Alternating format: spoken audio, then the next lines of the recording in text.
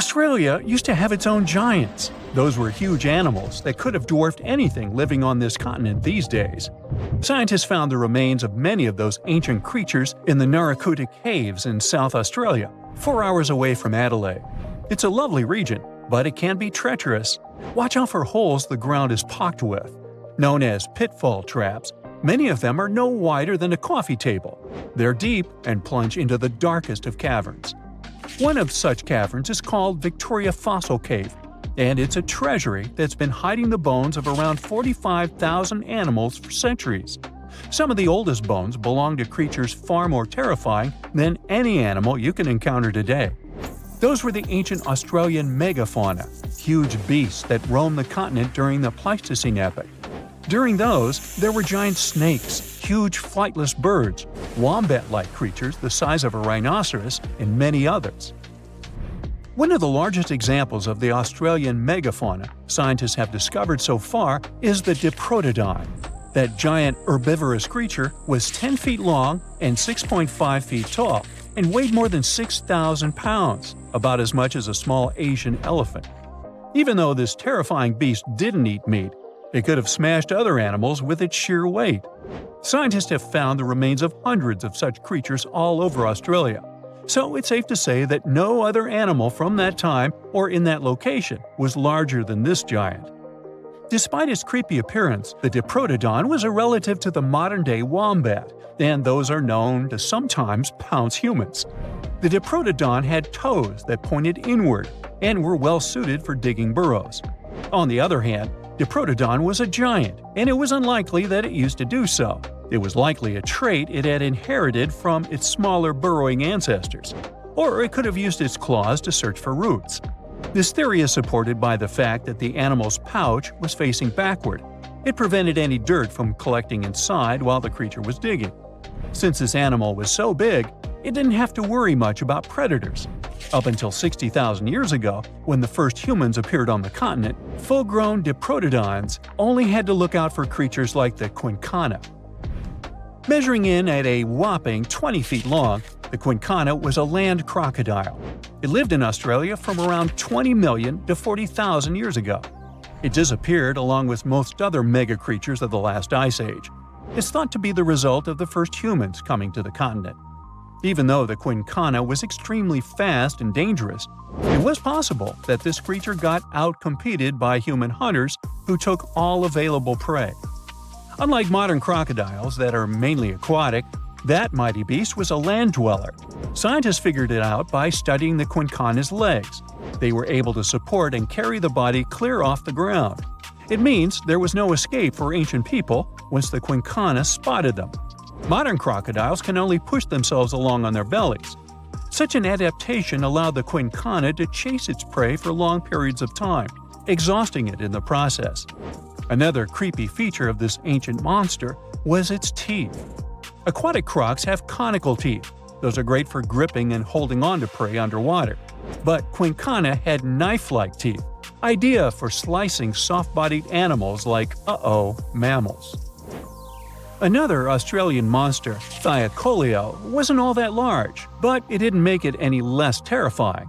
It was still among the top predators and the biggest carnivorous animals in Australia. This creature was a true oddity of nature, even by prehistoric standards. First, its teeth resembled not those of a regular predator, but those of a rodent. Its front incisors were enlarged, taking the place of canines. Premolars were also shaped like blades. They were used for cutting flesh and bone. At first, scientists thought that thylacoleo used those teeth to eat nuts and fruits. But later, a study showed that the use of such teeth was better suited on necks and spines. The jaws of this ancient creature were immensely powerful. A 220-pound thylacoleo had a bite force similar to that of a present-day 550-pound lion. It means that the animal could easily bring down prey much larger than itself. Then there was thylacoleo's tail. It had strong muscles which provided the animal with the ability to use the tail as support when tackling large prey. The thylacoleo had retractable claws, and this feature is very uncommon among marsupials. It allowed the animal to keep its razor-sharp hooks from getting blunt and could help it get a better grip on its prey. Scientists are quite sure that, like today's leopards, the thylacoleo could climb trees and jump on other animals from above. It was done so fast and stealthily, they never knew what hit them. The creature's rear feet support this theory. The first toe there was reduced, but the foot had a rough pad like what modern-day possums have. It allowed them to have a better grip while climbing. Right after scientists found the first skull of the megalania, this animal was classified as a lizard. That's why its name translates to small groomer. But after they discovered more complete fossils, it turned out that the megalania was a giant turtle. But that's not all. It was one of the largest land turtles to ever have existed. The main reason researchers initially believed the creature to be a lizard was the fact that its skull was adorned with a series of spikes. It's something the modern-day horned lizard can boast. But even after discovering the true nature of the megalania, scientists still don't know how to properly catalog it. It might have been a creature that folded its neck under its spine, or it could have folded it to the side. Beside those defensive mechanisms on its head, the megalania was also equipped with a spiked tail, which was probably used to prevent predators from attacking the animal from behind. Most species of the megalania disappeared around 2,000 to 3,000 years ago because of humans who hunted them to extinction in both Australia and on the surrounding islands. It took around 2 centuries for these turtles to go extinct in that region of the globe. The megalania was a giant Australian lizard that existed at the end of the Pleistocene epoch. It looked like a Komodo dragon and the Australian monitor lizard, which are both believed to be Megalania's closest living relatives. Fossils tell us that the ancient animal was anywhere from 15 to 26 feet in length. Ow! The youngest fossil remains of this ancient Australian monitor lizard date back to about 50,000 years ago. The first indigenous settlers must have encountered Megalania, which led to the lizard's extinction. Originally, scientists thought that the Megalania was the only member of the genus Megalania, but these days it belongs to the genus Varanus, which means that the prehistoric creature is closely related to other Australian monitor lizards. Our next giant creature on our list was once dubbed an ostrich on steroids. I mean, look at it. It was the last of the thunderbirds to go extinct in Australia. The genyornis lived on the continent at the same time as early humans. They might have coexisted for 15,000 years or so before the huge bird eventually disappeared. This theory has some proof. The bird's fossils found along with human artifacts. Some cave paintings also depict flightless birds similar to the genyornis in size and shape. Although it wasn't the largest bird in Australia, the goose-like creature was still as tall as a grown-up man and weighed around 550 pounds. Even a modern-day ostrich can be dangerous if it feels threatened. Imagine meeting its giant prehistoric relative. Scientists are still arguing about its diet. Many believe the creature was an herbivore, but there's still a chance that the genyornis was a partial scavenger. Its small, stubby wings and powerful hoof-like legs hint that the bird could have been a plant eater. But its huge beak and exceptionally deep lower jaw evoke suspicion. Such features are highly unusual in birds. Well, there you are. The sun is scorching, you're thirsty. All you can think about is water and ancient bones under your feet. You're wandering through the Sahara, the largest hot desert on Earth. Right now, you're crossing a stretch of sand called Whale Valley. And all over these 75 square miles of land, fossils cover the ground so thickly that you can't help but step on them. Paleontologist Hesham Salam says it's an unusual picture in this place. The bones are poking right out of the cliffs, as if they're calling to you to come check them out. You can spot ribs scattered all over the place. Look at these vertebrae. They're giant. Ooh, the creature they once belonged to must have been up to 65 feet long. The fossils show that the animal had a streamlined body like today's whale, but still had features like hind legs and feet. For scientists, it means a very exciting thing. They might have discovered a fully intact skeleton of a prehistoric whale. It was an animal that lived in this area when Egypt was underwater. You see, today, the Valley of the Whales is the world's largest ancient whale graveyard. You're likely wondering what marine animals are doing in a desert more than 100 miles away from the nearest coast. Well, millions of years ago, This desert was at the bottom of a massive ocean called the Tethys, which stretched from Europe to India.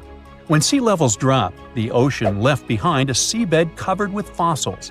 And today, the fossils of some of the earliest known whales rest here, which gives researchers a peek into how today's massive ocean whales may have evolved.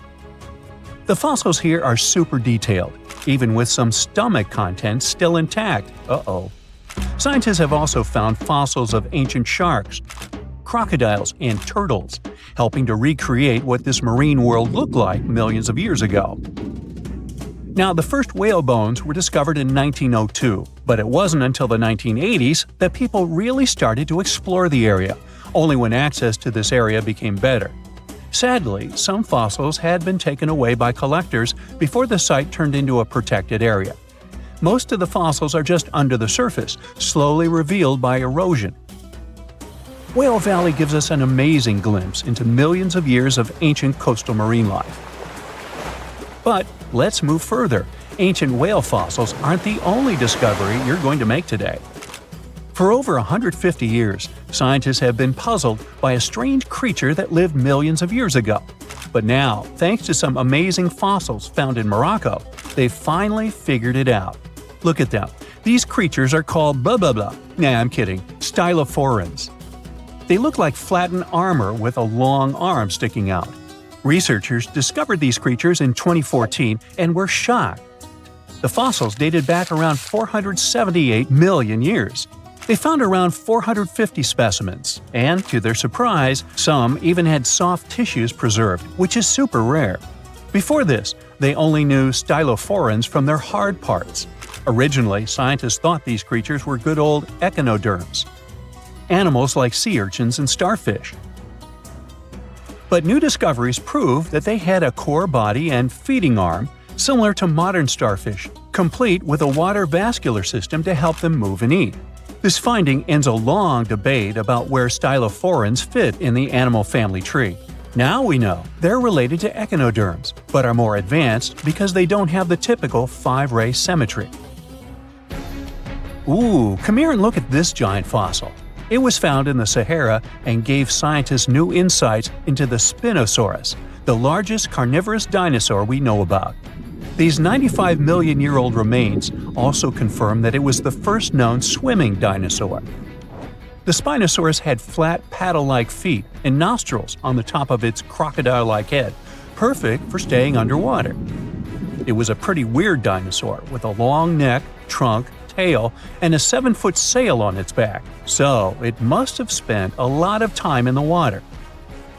At over 50 feet long, Spinosaurus might have been even larger than T-Rex. The first Spinosaurus remains were discovered about 100 years ago in Egypt, but only this new fossil, found in Morocco, helped scientists reconstruct this dinosaur for the first time. Researchers paid attention to the creature's shorter hind limbs and wide claws. These features point to adaptations for life in the water. Its snout and dense bones also suggest it was a swimmer, while its spiked tail likely attracted mates. Hey, good looking, come here often? And here's another astonishing find made in Tunisia, the remains of Machimosaurus rex. Now, so far it's believed to be the biggest crocodile ever. This ancient croc was about 32 feet long and weighed around 66,000 pounds. It was a top predator around 130 million years ago, and its skull was over 5 feet long. Now, this discovery is a big deal because it shows that these crocs stuck around longer than we thought. Before this, scientists believed that they disappeared during a minor extinction event between the Jurassic and Cretaceous periods. Now, let's go back to the fact that the Sahara was once underwater, and some of the largest sea creatures ever lived there. A study published in the Bulletin of the American Museum of Natural History speaks about an ancient body of water called the Trans-Saharan Seaway. It existed between 150 million years ago, covering parts of Western Africa. Scientists spent 2 decades trying to recreate this prehistoric underwater world. They found it was warm and shallow, home to some pretty terrifying creatures, including 5-foot-long catfish and 40-foot-long sea snakes. Yikes! The seaway was cut off from larger oceans for long stretches. which may have helped these predators grow larger because resources were always available. It's a classic case of evolution at work, leading to what scientists call gigantism in isolated environments. But all that water didn't just disappear with no trace. Under the sands of the Sahara, scientists have discovered a massive ancient lake, which they're calling a megalake. Makes sense? This lake formed around 250,000 years ago when the Nile River flooded the eastern Sahara. At its biggest, this lake covered over 42,000 square miles. It's about half as big as Kansas. They also found evidence of a smaller lake, 93 miles west of the Nile, at a slightly lower level and covering 18,600 square miles. All of this adds to growing evidence that once, North Africa had many lakes that might have created migration routes, helping early humans move across the continent. Now, in the Sahara, you can find not only fossils of bizarre animals. In May 2020, some weird rocks with greenish crystals were discovered in a sandy region in southern Algeria's Sahara Desert. When scientists checked them out, they found out these rocks weren't from Earth. They were actually pieces of a meteorite called Erg-Czech 002. This meteorite is super old, like the oldest volcanic rock ever found. It melted ages ago in the fiery heart of an ancient protoplanet that no longer exists. Researchers had recently published a study in Nature Communications, revealing that they have analyzed lead and uranium isotopes in Erg-Czech 002 and found out it's more than 4.5 billion years old. Another cool discovery made in the Sahara is quite unexpected. A few years ago, scientists found what they think are the world's oldest colors, and they're bright pink. These pigments were uncovered from rocks that are around 1.1 billion years old in the Sahara Desert. The colors came from microscopic organisms, as animals didn't exist back then. The discovery was made by a PhD student who crushed the ancient rocks and analyzed the pigments. These pink pigments are actually ancient chlorophyll from photosynthetic organisms that lived in an ocean that's long gone. Researchers are now sure that this finding could help explain why larger, complex creatures showed up much later in Earth's history. Before these colors were discovered, scientists didn't know what was missing in the food chain that delayed the evolution of larger animals. Now they understand that tiny cyanobacteria were at the bottom of that chain. Apparently, this discovery is not just about finding some old pink stuff. Scientists believe it's a breakthrough in understanding the history of life on Earth. You decided to go scuba diving for the first time. The water is clear and the sun is shining on the seabed. You take a few selfies and the fish swimming by when suddenly, the ocean goes pitch black.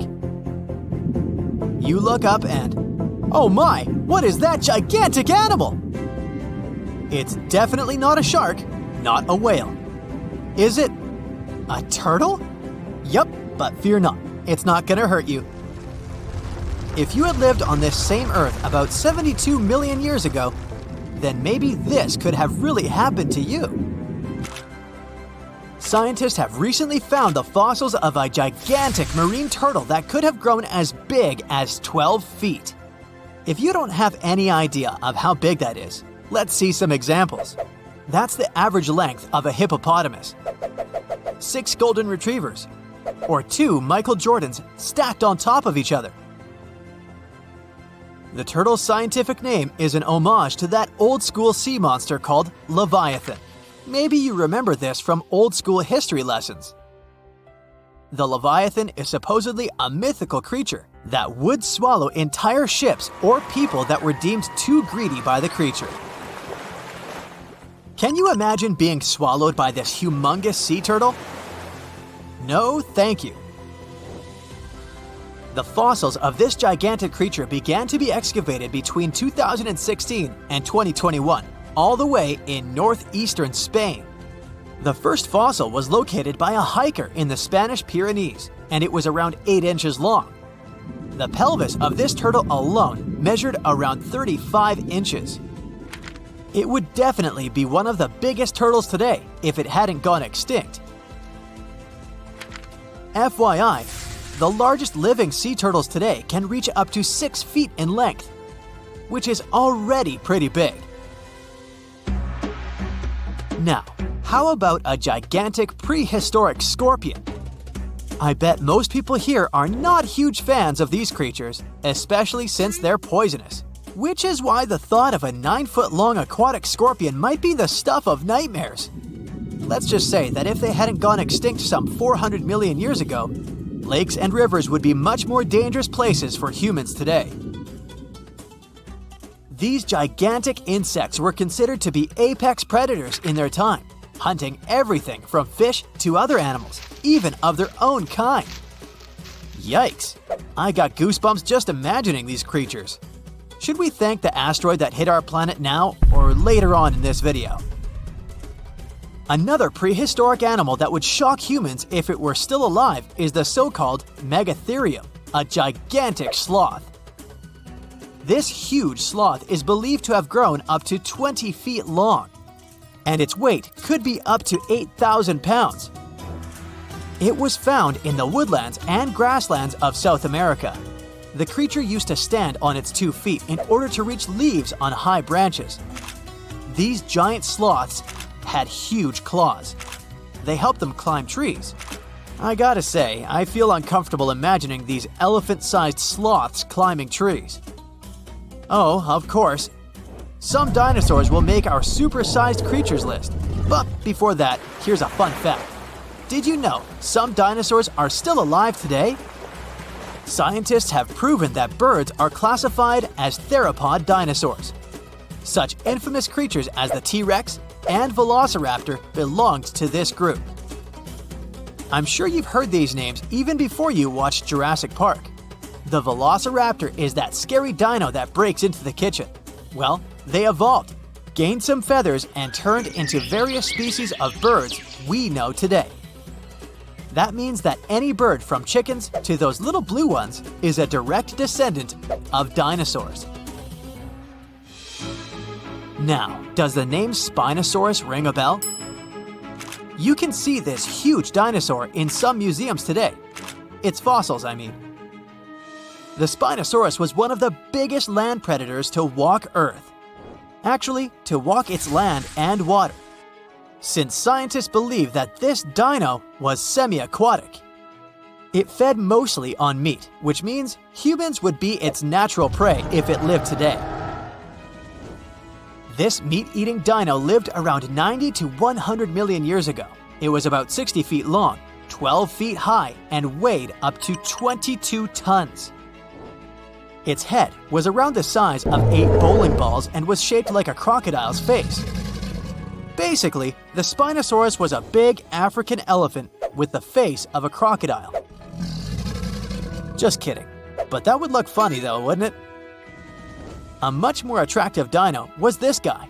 It's considered to be the largest dinosaur that has ever lived on our planet. What made it so big was its extremely long neck and very long tail. You wouldn't want to stand behind this creature, believe me. If it decided to swish its tail, you'd get catapulted very far away. This creature lived around 100 million years ago, and its fossils were first found in Argentina around 2012. The dino measured 120 feet from head to tail, which made it almost as big as an American football field in width. And have I mentioned it weighed almost as much as a space shuttle? A staggering 75 tons. If it had been a carnivore, it would have probably been the greatest predator. But this big guy was a peaceful herbivore that had such a long neck that it could eat leaves from high trees. Cute, right? We must also talk about the Shastasaurus. As the name suggests, this animal is popularly known as the Mount Shasta lizard. Even though it was a marine reptile and probably never set foot on the mountain itself, this dino was usually around 23 feet long, but there was a specific strand of this species that could get as big as 69 feet long, about the size of the great blue whale. This made it the biggest marine reptile to have ever lived. A fun fact about the Shastasaurus is that scientists believe it didn't even have teeth. which means it could only feed on soft-bodied prey, such as squid, for example. The next animal on our list is the blue whale. Believe it or not, the biggest living animal on Earth actually started small. These days, the average mature blue whale can reach up to 100 feet in length and weigh up to 200 tons. That's more or less the weight of 40 elephants put together, or 30 Tyrannosaurus rexes, or 2,670 average-sized people. Blue whales have to eat up to 50 million calories per day to support that body. That's the equivalent of 30,000 Big Macs, just FYI. But blue whales weren't always this big. They actually evolved from a four-legged mammal that lived on Earth around 48 million years ago. Their ancestor was called Pakicetus, and it was only 6 feet long. Here's a fun fact. To be able to live in the water as one does today, the blue whale had to go through some intense adaptations. A blue whale can replace up to 80 to 90% of oxygen in its lungs each time it takes a breath. A human replaces only up to 15% for comparison. It allows these animals to dive for up to 1 hour at a time, down to a staggering depth of 330 feet. Elephants were bound to make the list. Elephants are currently the largest land animals on Earth. They can grow to be about 13 feet tall and weigh up to 7 tons. That's pretty small if we compare it to the other animals that once lived on Earth, right? But if we placed a 6-foot-tall human next to an elephant, we'll see it's not at all that small. African elephants are bigger than their close relatives, Asian elephants, and they have a similar lifespan to humans, up to 70 years. Pokemon might have made us collectively wish that salamanders were real-life dragons, although they're not. They can still be pretty cool, though. There's a giant species of salamander that is known to be the largest living amphibian. They can grow to be as long as a regular-sized human, reaching up to 6 feet. I bet that wouldn't be a pleasant underwater encounter. Now, if Earth's history were a movie, we humans would only take up the last second of the end credits.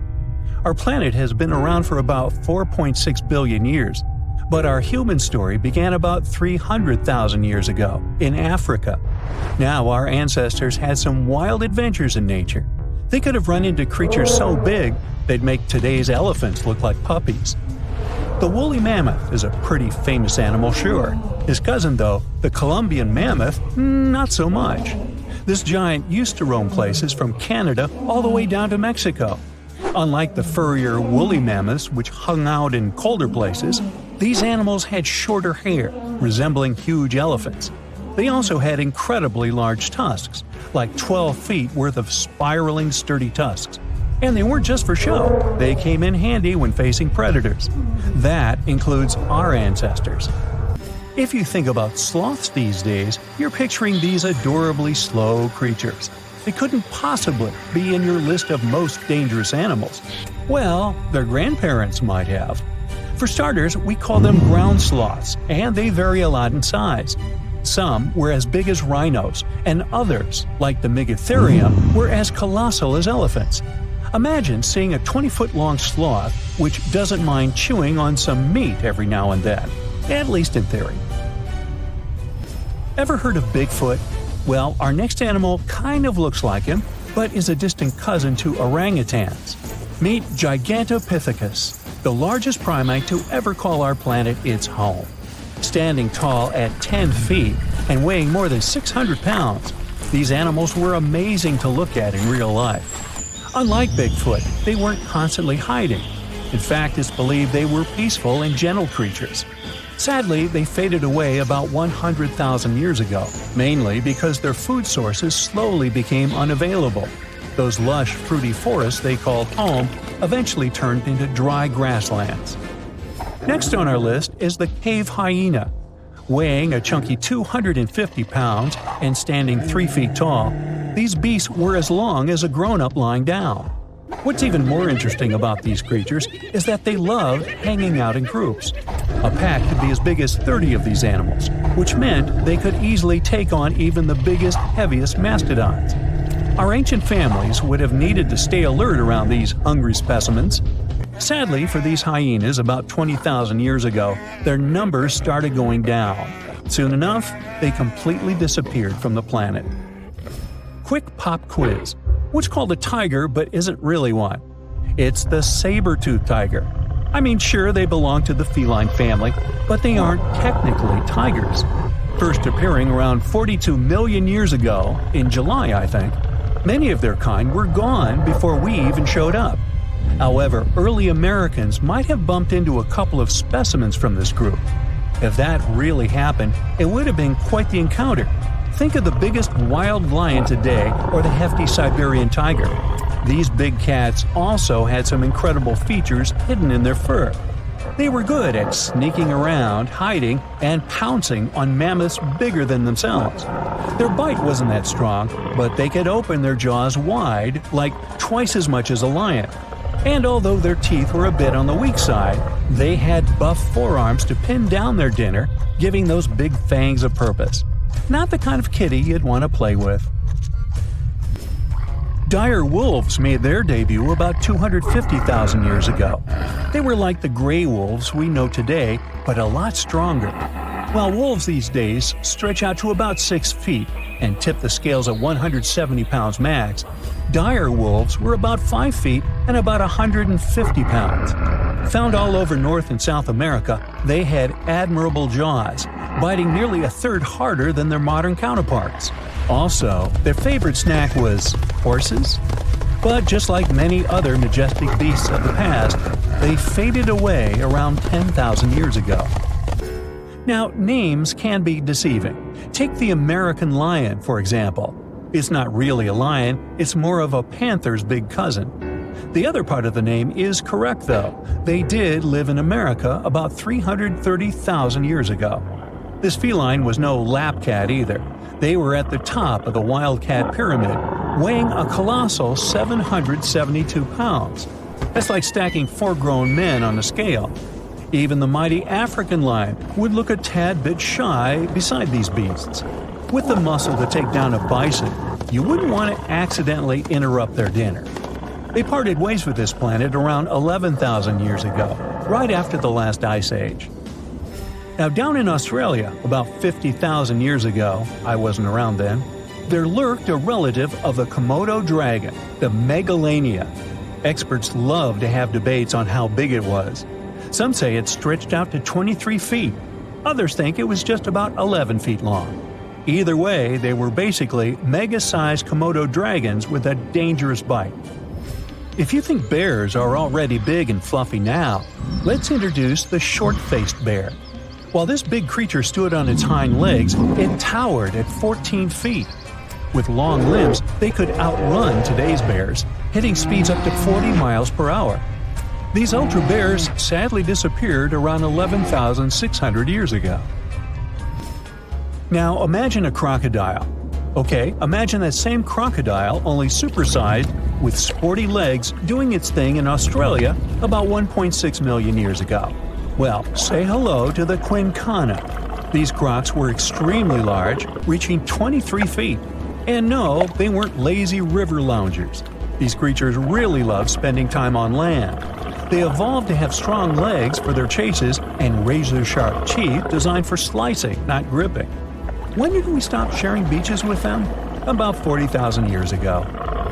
The name elephant bird might not sound familiar, but try to picture a bird that stood tall, as high as a basketball hoop at 10 feet, and weighed as much as a small car, 1,500 pounds. Their eggs were equally huge, like 150 chicken eggs bundled up into one. Now, as amazing as these birds sound, there's a lot we still don't know about them. They're hard to study, as most extinct animals are. Still, some recent studies have given us some clues. Scientists have been examining ancient molecules from their fossilized eggshells. It's an awesome piece of evidence, since these birdies' shells were thick, preserving precious DNA inside. Plus, there are tons of these eggshell fragments sprinkled all over Madagascar's beaches. Because of these findings, we now know these birds were herbivores and loved eating leaves and seeds. We also know the tiny kiwi bird is its closest living relative. Now, dodos were these amazing birds we also used to share the planet with. They're like distant cousins to ancient pigeons. To give you some perspective, imagine a chunky bird weighing about 50 pounds. Similar to chickens, turkeys, and ostriches, dodos were also the types of birds that couldn't fly. Their wings were small, and they had the muscle strength of, well, a wet noodle. Now, you might have heard the word dodo used as a name for creatures that aren't that bright. Don't get confused, though, by this name. These birds were in fact intelligent. Scientists were able to figure that out by studying their fossils. It turns out that they were good at smelling stuff, unlike most birds that are all about the visuals. These creatures aren't around for us to study anymore, but that might change. One evolutionary biologist is on a mission to fully understand these amazing ancient birds. On that note, she revealed that the dodo's DNA has been completely sequenced. There are even talks about potentially bringing dodos back to life. They would make a nice addition to the lovely beaches of Mauritius, the place they used to call home many, many years ago.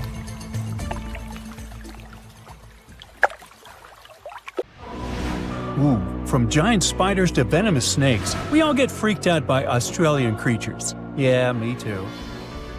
But newly discovered fossils show that things were way more dangerous 120 million years ago, when this land was completely ruled by massive razor-clawed megaraptors. Yeah, I'm glad I wasn't around then. These dinosaurs were about 26 feet long and walked on two legs, just like the famous T-Rex. They were fast, fierce hunters, with a superpower: their hug. Yep, their massive, muscular forearms had huge curved claws, perfect for grabbing and holding onto prey. Uh-oh. They would wrap their arms around their poor victims, just like a hug, and trap them with no chance of escape. And even though their teeth were quite small, they were still sharp enough to rip through flesh. The first time we heard about megaraptors was in the late 90s, when a paleontologist discovered their fossils in the region of Patagonia, Argentina. Since then, no one has ever found a complete skeleton, only fragments. But probably the most important one yet was uncovered in Australia at the beginning of this year. Researchers were exploring Victoria's stunning coastline when they stumbled upon megaraptor fossils. First, they spotted bones from its lower legs and a few vertebrae washed up on the beach. Even though they were working with just a couple of fragments, a deeper analysis confirmed that these belonged to a megaraptor. And not just any megaraptor, it was the oldest one ever discovered. This discovery gets even more exciting because it adds weight to the theory that these dinosaurs might have originated in Australia. But we already knew that they roamed the land down under since early 2023, when researchers found the top of a megaraptor skull in the country. So let's rewind a bit. We first found their remains in Argentina, right? Right. But then, years later, researchers found fossils of the same family of dinosaurs on the other side of the world, in Australia. If the ones in Oceania were older, how did these creatures end up in South America? Of course, they didn't fly there. They didn't cross continents by swimming either, although there is a theory that they could swim. Remember, we're talking about the dinosaur era, which happened millions of years ago. And back then, Australia and Argentina were actually pretty close. Basically, they were one. Both lands were part of the supercontinent known as Gondwana, and they were connected through Antarctica. Wait, but wasn't this path freezing? I mean, yeah, these dinos had to pass through Antarctica to get to their destination, but they weren't freezing their tails off. This all happened during the mid-Cretaceous period, when the weather was super warm. Back then, the poles were covered in plants, not ice. So let's just say they took full advantage of the good weather to make the crossing. Now, about 180 million years ago, Gondwana started to break apart. At some point, Australia drifted away from the supercontinent, cutting it off from other landmasses, including South America. That's why the same dinosaurs showed up in completely different parts of the world. Mystery solved. Now, let's get back to that recent discovery. The researchers didn't just find a few traces of megaraptors on the beach. In total, they uncovered 250 dinosaur bones at the site, but only 5 of them were really important. They belonged to 3 different species of dinosaurs that, as it turns out, all lived in Victoria at the same time. So yeah, we've already talked about those first 2 bones. They were from the Megaraptor. Next, we have a shin bone from a Onenlagiine. That's my best shot at pronouncing it. It's a dino also known as the southern raptor. This is a type of dromaeosaur with a long snout. And the last 2 shin bones of different sizes came from a Carcharodontosaurus, whose name means shark-toothed lizard. This one is a particularly big deal for 2 reasons. Number 1, it's the first evidence that this species lived in Australia. And number 2, it was small, and that is pretty surprising since we've always thought of this species as being massive. Fossils found in Argentina, for example, show this dinosaur reached a length of about 36 feet. But the one in Australia was much smaller, measuring only around 6 to 10 feet long. And that's still plenty big. Basically, what we're saying is that the way predators were ranked in these 2 parts of the world was completely different. In South America, Carcharodontosaurs grew to massive T-Rex-sized giants, towering over megaraptors and dominating the landscape. But in Australia, it was the complete opposite. There, huge, powerful megaraptorids roamed the land alongside smaller Carcharodontosaurs. So the predator dynamic was different. And all of this just shows how unique the ecosystem in Victoria was back then. Although isolated dinosaur bones have been found in Western and South Australia, most of the fossils come from the eastern part of the country, like Queensland. And there, researchers dug up something really rare – a well-preserved dinosaur skull. The study shows that this bone belonged to the 4th discovered specimen of Titanosaur. This group includes those massive long-necked dinosaurs. They look like the Brachiosaurus, but some of them were even bigger, reaching 120 feet long. The skull, discovered in 2018, belongs to this guy, whose pronunciation is above my pay grade, and the research points out that it roamed the Earth around 98 million years ago. Thanks to this find, scientists were able to recreate for the very first time what its face might have looked like. Probably after checking out the illustration, they thought, hey, it looks a lot like its cousin. They were talking about another species of Titanosaur, this other unpronounceable guy. And guess where they used to live? Yep, in Argentina. So, this research also supports the theory that dinosaurs crossed between South America and Australia during the mid-Cretaceous period. Now, this wasn't the only secret buried in Queensland, though. In 2024, researchers working there discovered the fossilized remains of a new species of pterosaur, about 100 million years old. These creatures were the first vertebrates that could actually fly, existing alongside dinosaurs. They were massive, powerful predators, with wingspans of up to 36 feet. But these remains belong to a new species within the pterosaur group, which they have named Hakuna Matata, or something similar. Compared to their cousins, they were on the smaller side, with a wingspan of about 15 feet. Still, that's bigger than a snowy albatross, the largest flying bird we have today. This species of pterosaurs were terrifying beasts, flying over the ocean to hunt for prey. Once they spotted their victim, they'd snap open their 60-centimeter jaws, filled with sharp spike-like teeth, and, well, I guess there was no escaping that. The last incredible discovery we're talking about today also comes from Queensland. For over 20 years, students walked past a plain-looking rock at Biloela State High School completely unaware that it held 66 dinosaur footprints, and they date back about 200 million years. These prints were made by a group of these Latin-named guys. They were small dinosaurs with 3 toes on each foot, and it seems like they were all over Queensland around that early Jurassic period. The rock they found at the school worked like a snapshot, giving us a better idea of what these dinosaurs were like and how they behaved. After taking a closer look, researchers found that the footprints came from 47 individual dinosaurs. This group was probably walking along or maybe crossing a waterway when their footprints got marked in the white clay, And the study also discovered that they were likely moving at less than 4 miles per hour at the time. So we only discovered those marks in Australia. But fossils of the same species found in other countries showed that they had these long legs, a big chunky body, short arms, and this tiny head with a beak. But honestly, they don't sound as scary when you realize they only ate plants. Whew. Today, I'm going to tell you about creatures that had unique features which allowed them to grow to incredible sizes. They were some of the most impressive animals to have ever existed on our planet. The Argentinosaurus is a genus of sauropod dinosaurs that lived approximately 97 million years ago in what is now South America.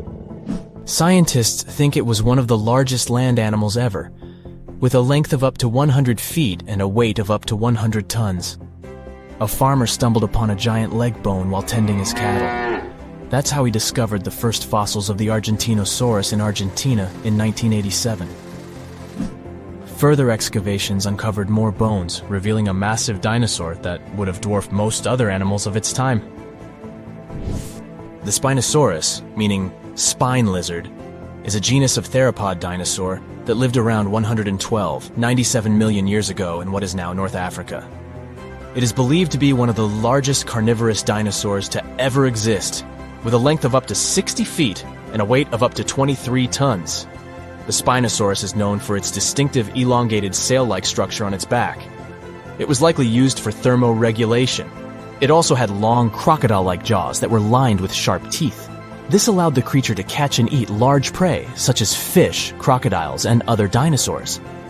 The first fossils of the Spinosaurus were discovered in Egypt in 1912. The sperm whale, Physeter macrocephalus, is a species of toothed whale that is the largest toothed predator on Earth. It also has the largest brain of any animal species. It is found in oceans all over the world and can dive to depths of up to 7,000 feet in search of food. You can easily recognize sperm whales by their massive, block-shaped heads, which can measure up to 1/3 of their total body length. They have dark brown or grayish-blue skin and a distinctive wrinkled appearance. The Titanoboa is an extinct genus of a giant snake that lived approximately 58 million years ago. It is considered to be the largest known snake ever. It could grow up to 42 feet and weighed around 2,500 pounds. The first fossils of the Titanoboa were discovered in a coal mine in Colombia in 2004. This discovery meant a lot because it provided insights into the size and behavior of snakes during the Paleocene era, as well as the overall climate and ecosystem of the time. The blue whale, Balænoptera musculus, is the largest animal on Earth, measuring up to 100 feet in length and weighing as much as 200 tons. These marine mammals are found in oceans all over the world and can live up to 90 years. Blue whales have a long, streamlined body that is usually blue-gray in color with mottled patterns. They have a small dorsal fin and 2 pectoral fins that are about 1/3 the length of their body. Blue whales feed on tiny shrimp-like creatures called krill, and they eat a lot. A single adult blue whale can eat up to 8,000 pounds of krill in a day. The Leadsichthus is an extinct genus of large, bony fish that lived during the Jurassic period, approximately 155 million years ago. It is believed to be one of the largest fish that have ever lived. Some estimates suggest that it could grow up to 55 feet in length. The first fossils of Leadsichthus were discovered in England in the 19th century, and more recent discoveries have been made in other parts of Europe, South America, and Africa. Despite its enormous size, the Leadsichthus was a filter feeder, similar to modern-day whale sharks, and likely fed on plankton and other small organisms. The creature did it by simply swimming with its enormous mouth open, filtering water through its gills. The pterodostro is an extinct species of flamingo-like birds that lived approximately 35 million years ago. They were relatively small birds with a wingspan of about 2-3 feet. And they were known for their distinctive long, narrow beaks equipped with comb-like structures used for filter feeding. The pterodostro lived in shallow bodies of water, like lakes and lagoons, and mostly fed on small crustaceans and other tiny organisms. The animal filtered them from the water using the comb-like structures on the inside of its beak while swimming through the water. The African elephant is the largest land animal on Earth and one of the most recognizable ones. There are two species of the African elephant: the savanna elephant, Loxodonta africana, and the forest elephant, Loxodonta cyclotis. You can see them in various parts of sub-Saharan Africa. These creatures can be identified by their large size, gray skin, and long trunks. African elephants can grow up to 13 feet tall and weigh up to 14,000 pounds, depending on the species and gender. Something exciting and kinda unexpected popped out among the rocks of the Ica Valley in Peru. The bones of a really old whale that lived almost 40 million years ago. At first, no one was really impressed because the bones they found were big and weirdly shaped, so people just thought they were looking at giant boulders. I mean, that's cool too, but things got way better when they realized those were the remains of a very large ancient animal that roamed along the coast of ancient Peru. Plus, it was probably the heaviest creature that ever lived. Sorry, blue whale, I know you worked hard to get to the top. The length of over 100 feet and weight of more than 200 tons brought you the status of the biggest animal on our planet. But it seems you've held the title long enough. Time to hand it over to our next candidate, and that one's really gigantic. This ocean beast was probably shorter than the blue whale, but heavier, with a weight that could be between 93 tons and 370 tons. If it's closer to the higher number, it'll make Perseus the biggest animal ever known to have lived on Earth. And it seems its weight was the result of having extremely thick, dense bones. You can see such bones today in manatees or some other early whales. Dense bones are a great tool for such marine mammals. This feature makes them heavy and allows them to stay submerged most of the time. But at the same time, if their body was too heavy, they would end up sinking all the time, and they would waste too much energy to move back up to the surface. So, to avoid sinking, marine mammals need to have enough lighter tissues, like muscles and fat, to help them float in the water without using too much energy. Now, scientists didn't have the whole skeleton, which makes it hard to tell how big the animal was. But they used the ratio of the heavy bones to the lighter tissues in other marine mammals to estimate the overall weight of this giant ancient whale. Experts found these fossils about 13 years ago and spent the next decade freeing the whale from the rock. Its anatomy and age showed this whale was a cousin of Basilosaurus, a whale that had a long snout full of sharp teeth, and a sleek body similar to that of an eel. Even if Perseus wasn't bigger than the blue whale, it was still a giant that ruled the ocean depths. Unlike modern whales, there's a possibility that this ancient fellow was a predator that liked to go after bigger prey. And this also changes how we see the history of whales. Scientists used to think these magnificent creatures became really big about 5 million years ago when they started eating lots of small creatures. But here's the proof that giant whales existed even before that. But it's still unclear how this whale managed to find enough food to sustain its enormous body. Plus, it's still hard to tell what exactly this ancient creature had on its menu.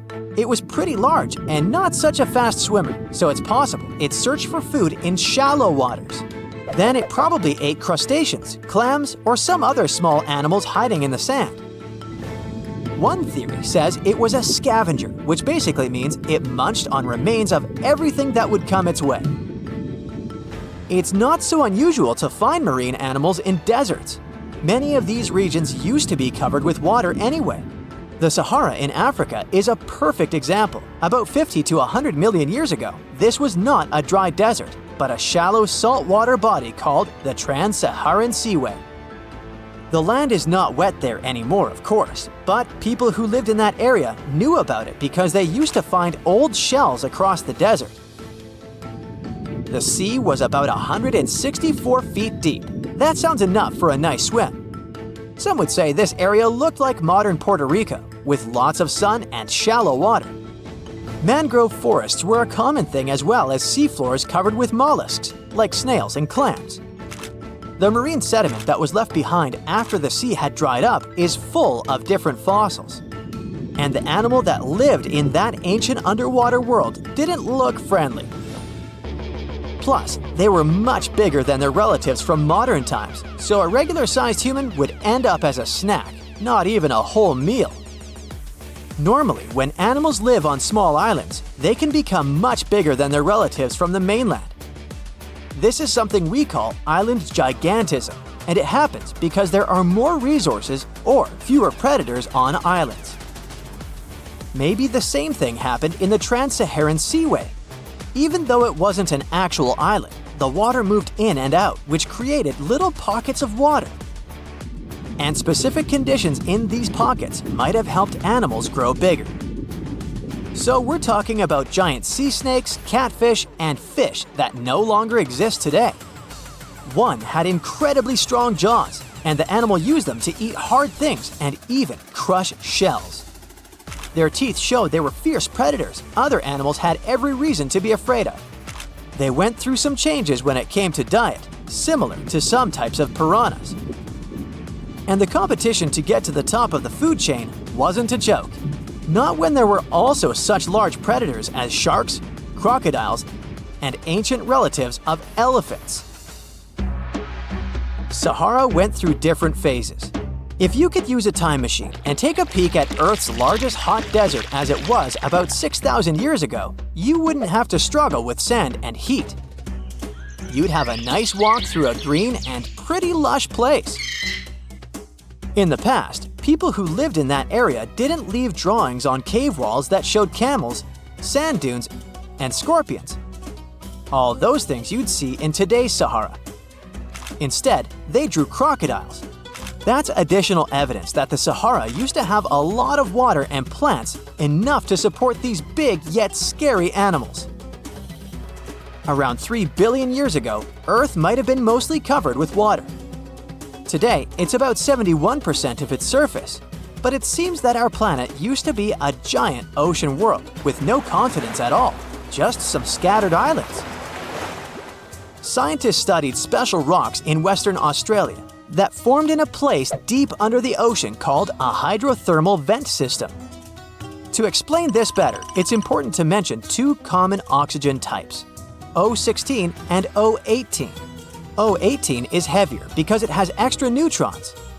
O16 evaporates from water more easily, and as researchers studied an old ocean floor, they found a lot of O18, more than in today's oceans.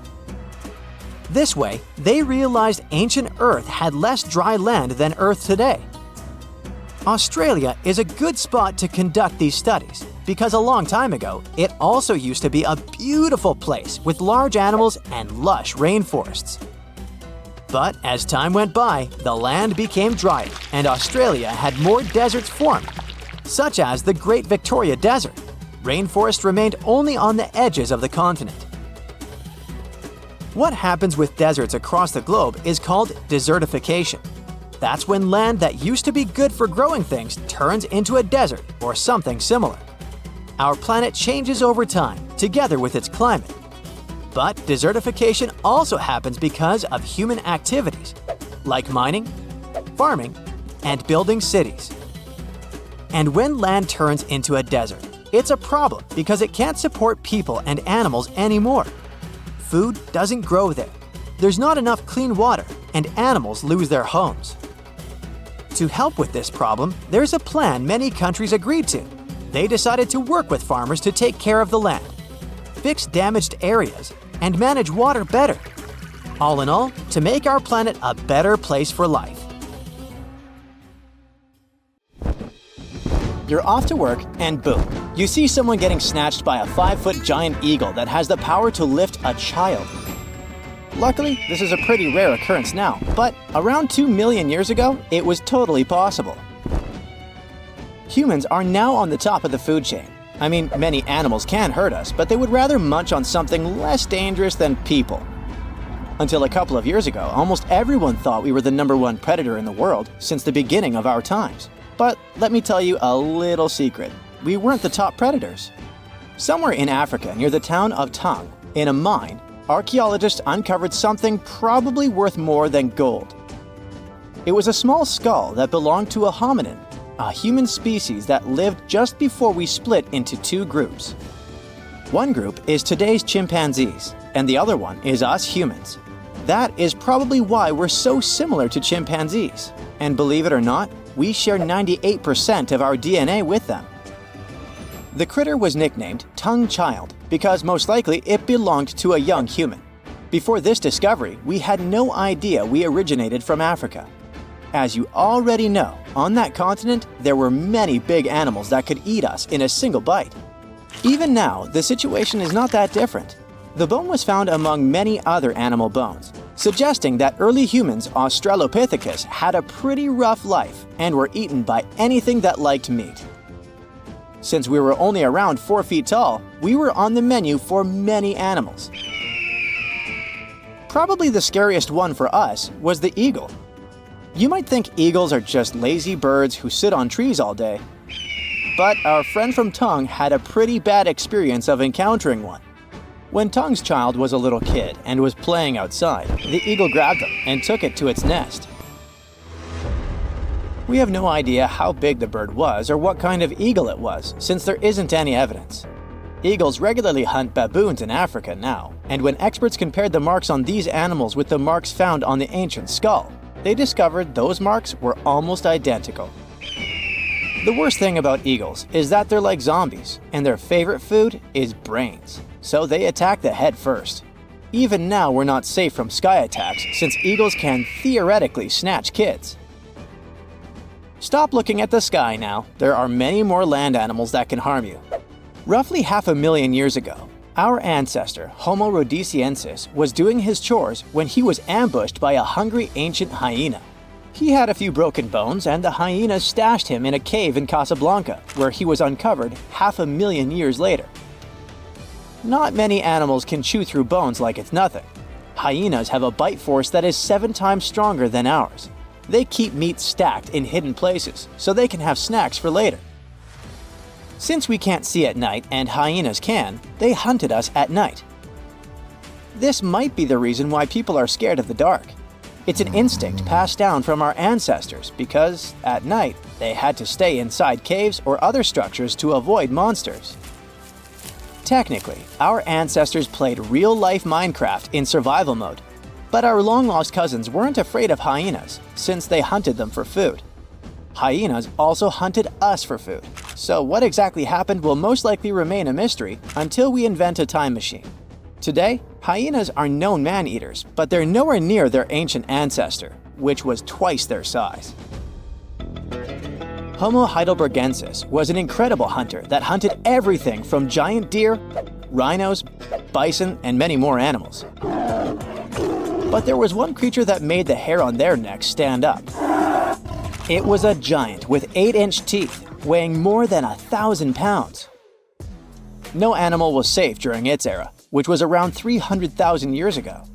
Of course, I'm talking about the saber-toothed tiger. It actively attacked our ancestors, among other animals like crocodiles, monkeys, horses, and honey badgers. You might be one of those who have a terrible fear of snakes, and that might be because they hunted your ancestors. We have been sharing this planet with snakes for over 100 million years. Our early pals were so scared of them that they evolved and developed sharper eyesight. Their brains grew bigger since snakes were ambush hunters, sneaking up on humans and attacking them unexpectedly. Initially, we were colorblind, but snakes hunted us so much that we developed 3-dimensional vision and the ability to see colors. All of these tricks allowed us to see snakes better. But evolution works both ways, and around 60 million years ago, these reptiles developed venom because they lost the ability to stealth attack. The good news is that humans have developed bigger brains and learned to distinguish between venomous and harmless species. The worst monster Neanderthals probably had to watch out for was other Neanderthals. There's much evidence that shows that we sometimes were unfriendly towards each other. This theory is called the dangerous ape theory. Neanderthals didn't hunt one another regularly since there was an abundance of animals that had more nutrients needed to survive. Neanderthals most likely hunted one another when they didn't have any other food, or for rituals, or in self-defense. Around 4 million years ago, near Lake Turkana in Kenya, there was a humongous crocodile with a taste for humans. It was not that modern-day croc that can only reach 20 feet in length. Its ancient relative was 27 feet long, the largest crocodile ever. This prehistoric creature could swallow us in one bite, since we were only 4 feet tall back then. We don't have proof that this animal hunted us, since they had a powerful stomach that could liquefy bones easily. But there was a foot found that had clear marks from a crocodile's jaw. The ape probably wanted to cool off or drink some water and was grabbed by the prehistoric reptile. Crocodylus anthropophagus is another croc species that lived near Tanzania around 1.8 million years ago and ate humans like burgers. It loved people so much that its Latin name literally means the eater of humans. They patiently waited underwater for humans to come for a drink, and when they arrived, the monsters would snatch and drag them underwater. Evolution was trying to find solutions because we encountered scary monsters and were hunted by them. All that running from predators had an impact on our bodies. We grew taller and bigger so that birds wouldn't pick us up and fly us to their nest. Like it or not, we had to start walking on 2 legs since we could scan the surroundings much better that way. It helped us to run from predators while carrying food. Plus, standing up made us look bigger. Now we throw things with our hands for fun. For example, while playing basketball.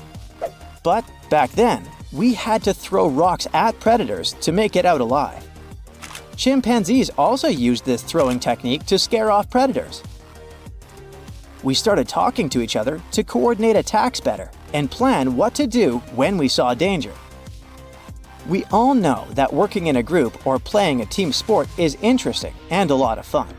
But believe it or not, this is because in the past, we had to be team players.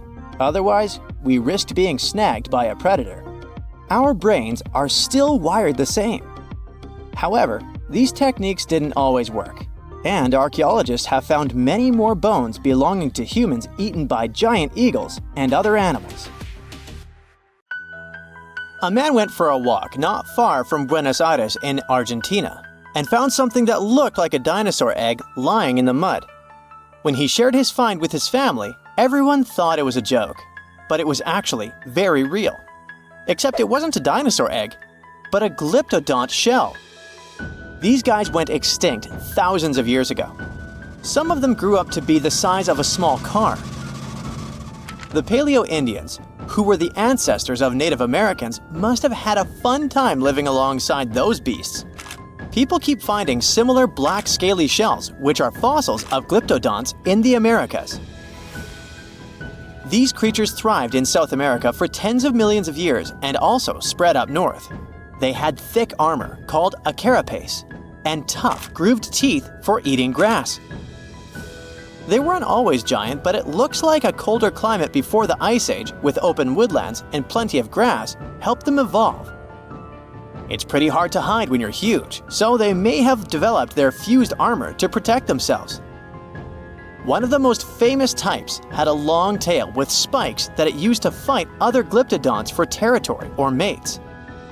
Although they look similar, the ancient glyptodonts were really different from today's armadillos.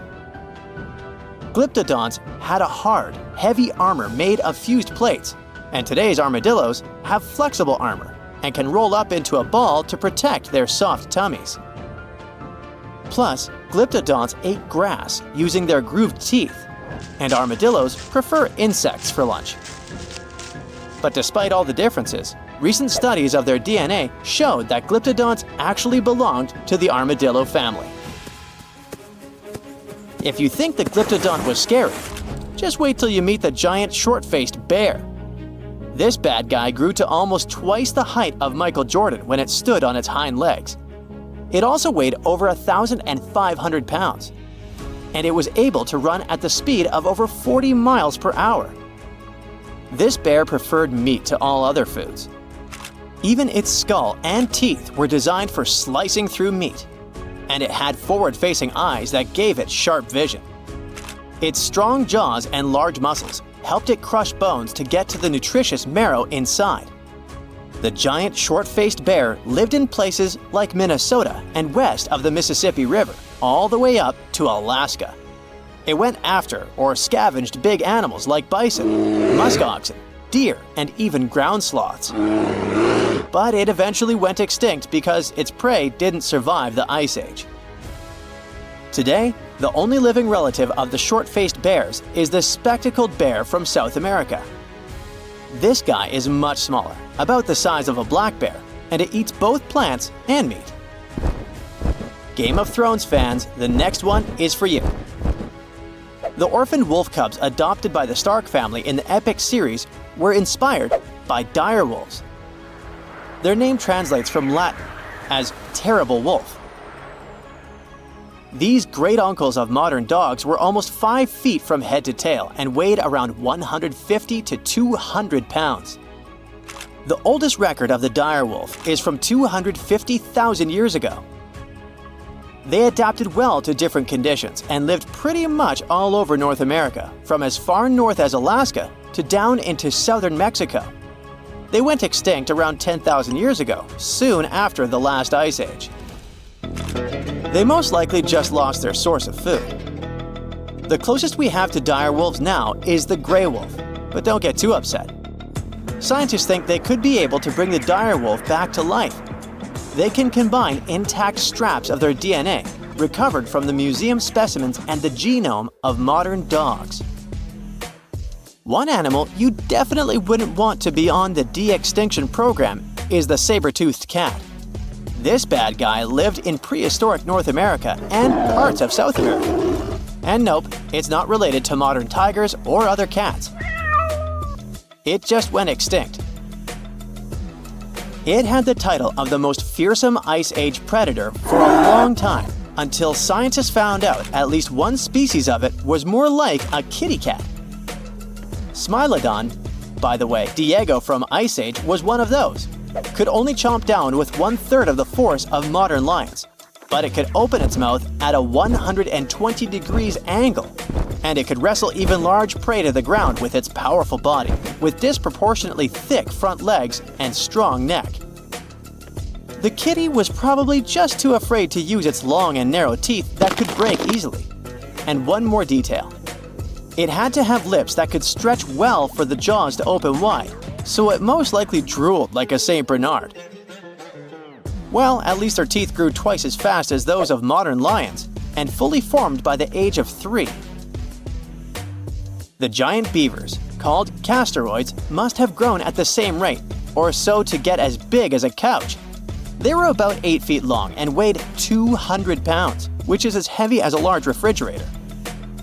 They had huge 6-inch long front teeth for gnawing, a narrow tail, and long, shaggy fur.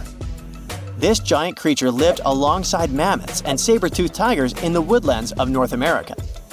Like today's beavers, the giant beaver probably spent a lot of time in the water since it was too heavy to move quickly on land. Unfortunately, we don't know for sure if giant beavers built equally giant dams. Even if they did, none of those structures survived over time. Some people think a giant beaver built a 4-foot-tall dam in Ohio, but it's just a guess. Eventually, the giant beaver disappeared, just like other big animals from the last ice age. Early human settlers in North America may have sped up its extinction, as they probably liked its thick fur and meat. By the Ice Age, mastodons, some remote offsprings of the early elephants from Africa, crossed a land bridge that once connected Siberia and Alaska and made it to North America. Mastodons, like woolly mammoths, had thick, shaggy fur that helped them keep warm in the cold climate of the Ice Age. But unlike the mammoths, who mostly grazed, mastodons were mostly browsers. They like to eat leaves from shrubs and the lower branches of trees. Scientists often find woolly mammoth fossils together, which means they probably lived in groups, like family herds. Mastodon fossils are usually lying alone.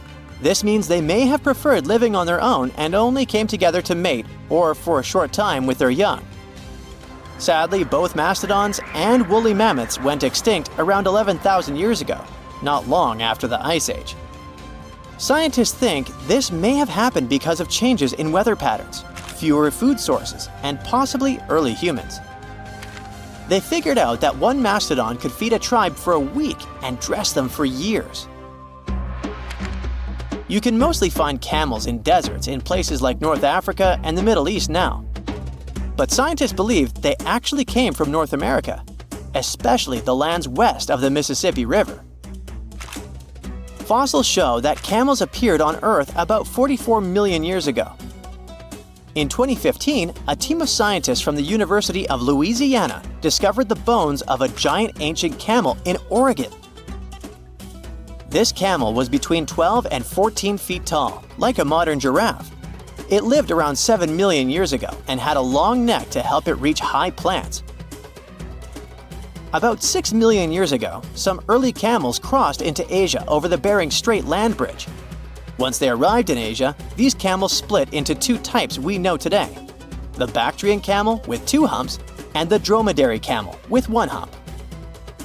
You won't find wild camels in North America anymore, but some of their relatives, such as llamas, alpacas, and guanacos, still live in South America. Beneath the thick, shadowy canopy of a prehistoric rainforest, a silent hunter slides into the murky river waters. This is Titanoboa. Its size is horrifying, stretching over 40 feet long, which is about the length of a school bus, and weighing as much as a small car. It reigns as the largest snake ever known. This is around 60 million years ago. It's only been 6 million years since the dinosaurs were wiped out by an uninvited asteroid. Nature is slowly returning to life, the Paleocene epoch. Titanoboa's home is lush and sweltering. The air is very humid, like in a steam room, and the rivers are teeming with fish, perfect for a predator like this. Now that the dinosaurs are gone, Titanoboa becomes the queen of hunting. It's perfectly built for both power and stealth. A strong, sturdy spine can hold the snake's massive size while staying smooth and silent.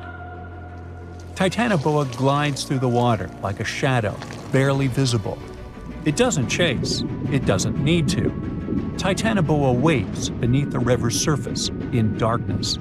A bunch of ancient lungfish meanders too close. With one surge, it lunges, its jaws snapping shut.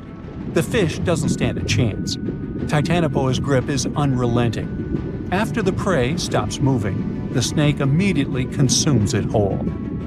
For millions of years, this snake ruled the rainforests. Nothing could challenge it, not the prehistoric crocodiles, not the small mammals, not even the birds. But, as it turns out, it wasn't the only apex predator. Alongside Titanoboa, there was this entire family of snakes, a huge biological tree full of snake genomes and species. Their history spans around 100 million years, all the way to the Cretaceous period. We find their fossils all over South America, Africa, India, and Australia. That's because they evolved in the Gondwanan continents. Back then, all of this was one huge landmass, and they lived right in the heart of it. Now, this family coexisted with all the dinosaurs. The dinosaurs ruled the world back then, and the snakes couldn't be all that dangerous. They lived in the dinosaur's shadow, adapting to survive. Some of them fed on small mammals. Others waited for the dinosaur eggs to hatch. Some were super bold and went straight for baby dinosaurs. Fossils of one species showed the remains of a little titanosaur, that giant long-necked dinosaur, inside its stomach. And when the age of dinosaurs finally ended in a fiery cataclysm, it was time for these snakes to celebrate. After the asteroid disaster, the world entered a new era of heat and humidity. The warmer the climate, the easier it is for cold reptiles to thrive. Snakes, including Titanoboa, grew larger than ever, but so did the members of this family. All the snakes spread across continents, growing larger and scarier by the century. And eventually, Titanoboa stopped being the only ruler of jungles. Fast forward to about 47 million years ago. Now it's the Middle Eocene epoch. the tropical lowlands of what today is western India. A lush, swampy place, full of rivers and pools. The earth was warmer, with turtles and crocodile-like creatures basking in the sun. And there evolved the largest and most fearsome predator of them all, Vasuki indicus. Even the name feels important. Vasuki, the serpent king of Hindu mythology, a colossal snake that's coiled around the neck of Lord Shiva, strong and loyal. And the indicus part is because the snake's fossils were discovered in India. Vasuki surpassed Titanoboa and grew to a jaw-dropping length of 50 feet, like a 4-story building. It also weighed as much as a small elephant. Unlike Titanoboa, who preferred to hunt in the rivers, Vasuki mostly hunted on land, though it still could venture into the water when needed. It prowled the marshy ground with quiet, calculated movements, blending with the dense undergrowth. Vasuki also ate crocodiles, massive turtles, and even early whales in local water pools. No one stood a chance. It had immense muscles and squeezed with unimaginable force. But the snake's jaws were much scarier. Unlike Titanoboa and today's pythons, Vasuki couldn't swallow massive prey whole. Instead, it ate them alive with its teeth, just like this. Fast and absolutely brutal, it was an apex predator of its time. And don't forget that we're not talking about one Titanoboa or one Vasuki. These snakes were part of entire populations. In the Paleocene, rivers were full of various Titanoboas. Some were younger, smaller ones, fighting for survival, while the oldest and largest ones dominated the waterways, in the same way as generations of Vasuki indicus competed with each other for thousands of years. Through the years, many siblings of this family got themselves a region to rule over. For example, alongside Vasuki, this big guy was thriving in northern Africa, in what is today's Egypt. Back then, this land was full of water and swamps. Before we learn more about other snakes, this one was considered the largest, about 36 feet long. That's still bigger than today's most powerful snakes, like the green anaconda. But then, we reached the Pleistocene epoch, from about 2.5 million years ago to only 11,000 years ago. Modern humans were evolving all over the world, and now the snakes had a new problem, an even worse one than dinosaurs. While we were developing brains, in Australia, there ruled the local king of snakes. Their names also come from legends. That's how indigenous Australians called their mythological rainbow serpent the creator of the world. It's like a problem of a chicken and an egg. Was the snake named after a deity, or did the Aboriginal people create their deity after a snake? Ancient Australians coexisted with those predators for thousands of years. They warned their children how to avoid dangerous spots, passing down stories of the terrifying serpents. In their legends, the great rainbow serpent was shaping the land, rivers, and features of the world. These legends were most likely inspired by the powerful nature of those snakes. If only they knew that these animals weren't even as huge as Vasuki or Titanoboa. Though they were still dangerous, Urlungor was up to 26 feet in length. They preferred the more green and humid parts of Miocene Australia, like waterways with lush plants around the riverbanks. And there was much more potential prey. Urlungor had a thick body as wide as a human thigh. It loved to hunt in what is today the northwest Queensland. Its fossils were found in the limestone of Riverslade. It was a fascinating find. The skull was almost intact, with teeth and everything, which is crazy considering that snake skulls are very fragile and usually don't survive fossilization. Just like snakes before it, Urlungor didn't rely on venom. It was a constrictor, quick and powerful. But at least now these reptiles weren't as brutal. Their hugs quickly caused cardiac arrest in their prey. So the end came rather quickly. Also, they no longer could swallow the prey whole, and didn't have the same sharp teeth as Vasuki or Titanoboa. So both Urlungor and Wanambi had to eat very slowly, just like pythons today. Meanwhile, Wanambi was about 20 feet long. This one had a similar head, so it could only hunt marsupials, reptiles, and other little things that ventured too close. Wanambi's domain was the waterhole. It lay coiled in the shade, motionless, its body blending seamlessly with the dusty earth. If kangaroos and wallabies cautiously approached to drink, they wouldn't even notice the predator until it was too late. The Wanambi snakes lingered in Australia for millions of years. Even when the climate and ecosystem changed, it didn't bother these guys. In fact, they thrived in Australia's cooler, drier regions. Yet, even giants fall. Time moved on, the earth cooled even more, and nature began to change. Wanambi managed to last up to around 50,000 years ago, and could have lasted longer if it wasn't for humans. The same Aboriginal Australians who once feared Wanambi eventually spelled the end for the snake. All these years of being the apex predator, only for the little apes to hunt you into extinction. But that's how evolution goes. Eventually, all the giant snakes disappeared, leaving behind only their fossils and stories like this one. Every species on Earth, you, me, and that nasty neighbor of yours, is destined to go extinct someday. Just like what happened to the woolly mammoths and saber-toothed tigers. Stats aren't bright. Scientists say that 99% of all animals that ever lived are now extinct. Hey, what's that look on your face? Going extinct is not the end of the story. Now listen up. Mammoths might make the greatest comeback ever and even be the key to saving humanity. Nope, they won't give away free money so that we don't have to work anymore, but they can sorta help the weather situation on our planet. In the Arctic tundra, there's this ground called permafrost. It's like soil in the form of ice. Soil turns permafrost when it stays super cold for 2 years straight. But now, permafrost is actively thawing out, and it's bad news for, well, everyone. Because while thawing, it releases a lot of carbon into the air. But what if we had large animals like mammoths there today? They would churn up the soil. The ground would freeze more deeply in winter.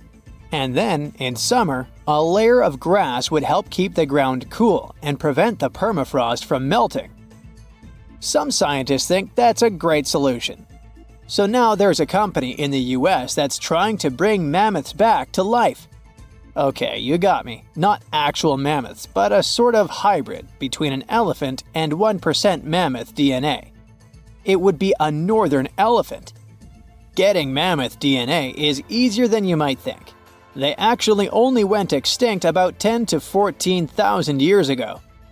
Scientists are hoping to have their first elephant-mammoth hybrid by 2027. Let's hope it doesn't turn into a real-life Jurassic Park. Ah, Australia. A nightmarish place, and a home to the most fascinating creatures on Earth. But here, the sad fate befell the Tasmanian tiger, also known as thylacine. Don't mix it up with the Tasmanian devil. That one is living and thriving. Nope, the thylacine was a marsupial predator that used to chill in Australia, South Tasmania, and New Guinea. It was a nocturnal who preyed on other marsupials, like kangaroos. In the 30s, the farmers suddenly claimed that thylacines were eating their livestock. Looking back at it now, that was probably an exaggeration. But humans started to hunt poor thylacines until they were all gone.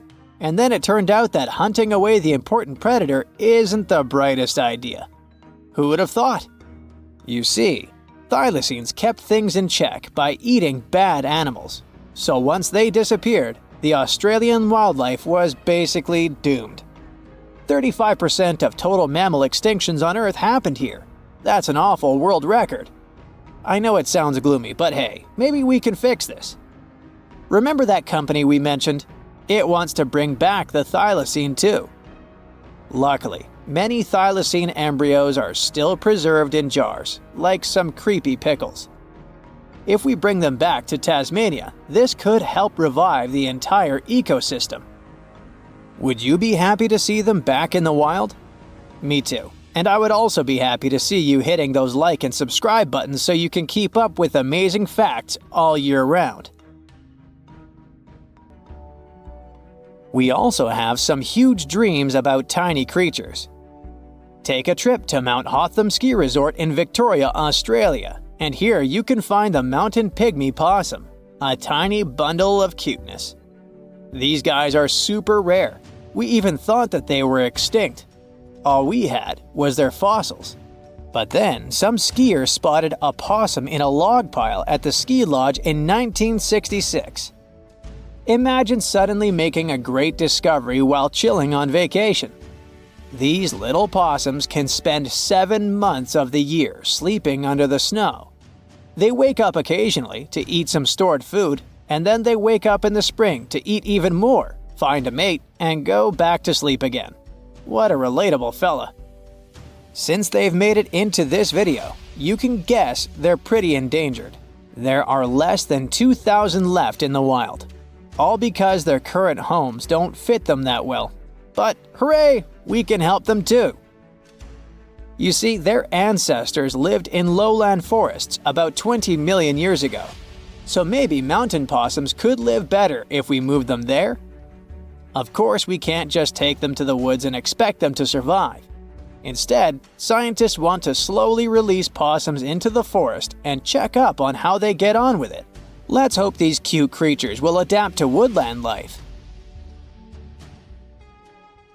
The southern gastric brooding frog, also called the platypus frog, was quite a unique creature. It was discovered in 1972 in Queensland, Australia. Back then, this fella shocked the scientists with its super weird birthing practices.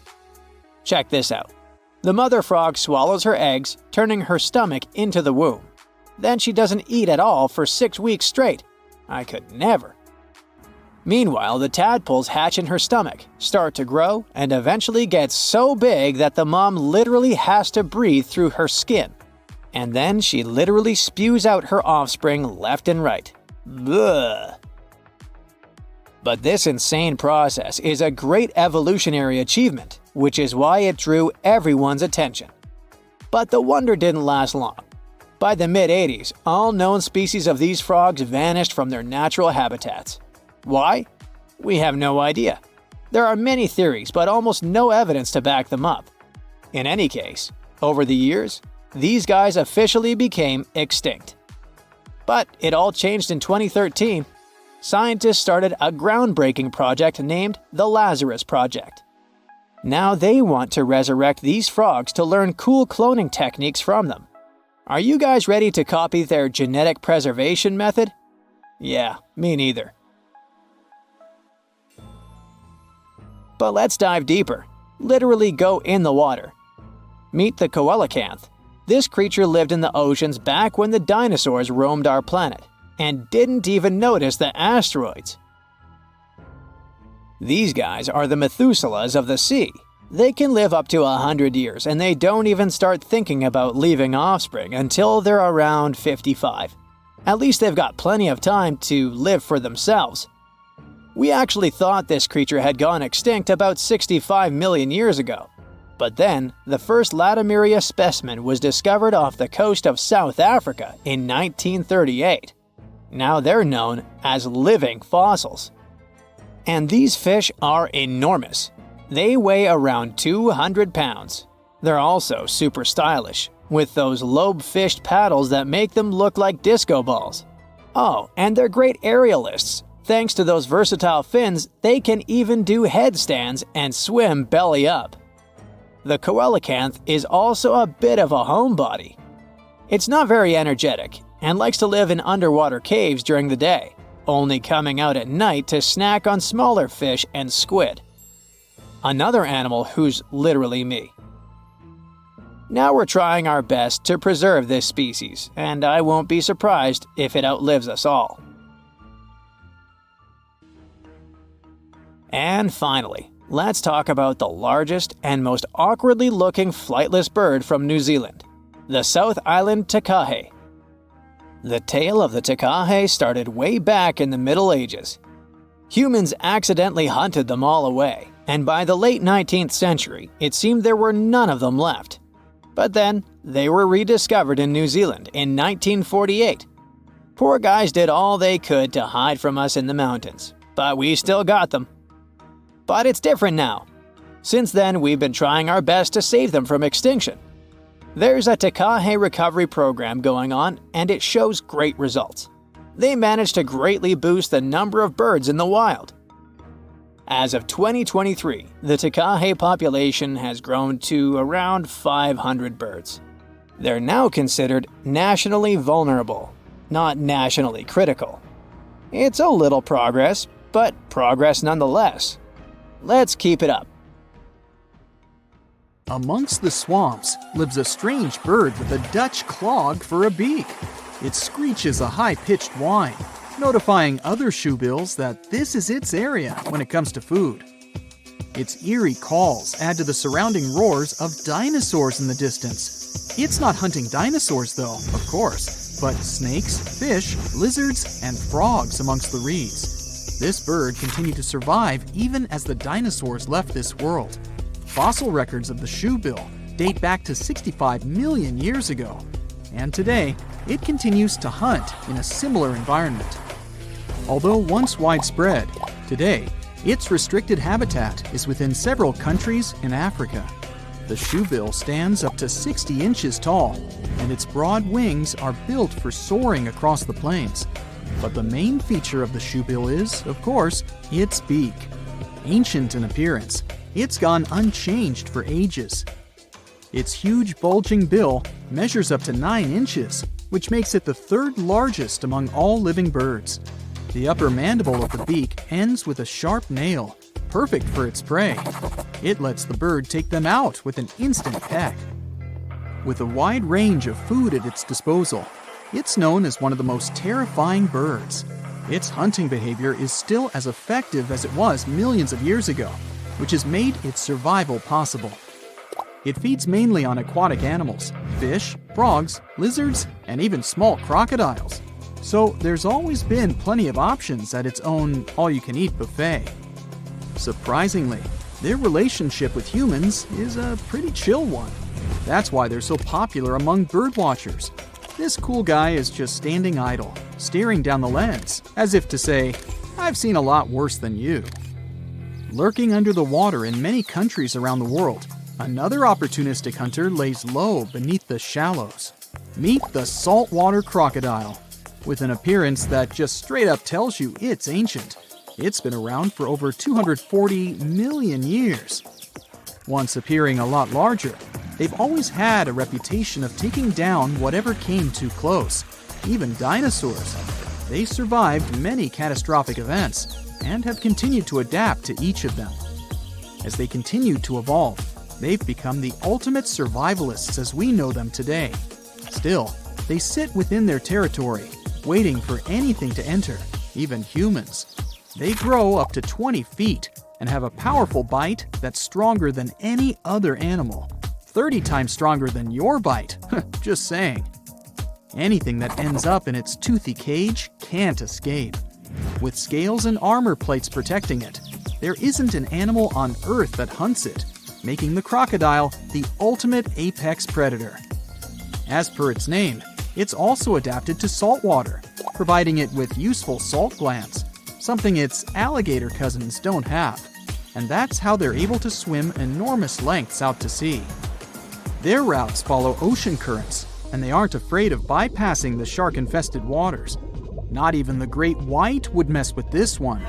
The distances they've traveled measure up to 390 miles, and they're capable of reaching speeds up to 18 miles per hour. Just another reason not to swim in the sea, right? The next creature on our list has been around for up to 145 million years. These pesky little things have been feeding off warm-bodied animals. Can you guess what I'm talking about? Lice. Those guys originated in the Cretaceous period, between 145.5 and 65.5 million years ago, when they used to feed on dinosaurs once upon a time. And then, they have continued to remain a constant annoyance to most species. Currently, there are 5,000 different species of lice, each one having a taste for a different animal. They feed on all birds and mammals, except for pangolins and bats. Lucky them. They are an obligate parasite, which means they cannot live unless they live off another life form. Living their entire lives to reproduce on their hosts, lice will change their color to match the fur or feather of their new homeland.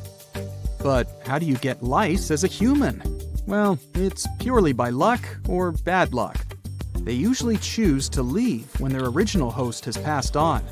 They seek a free flight from a nearby fly, grabbing onto its legs and hitching a ride to the new homeland.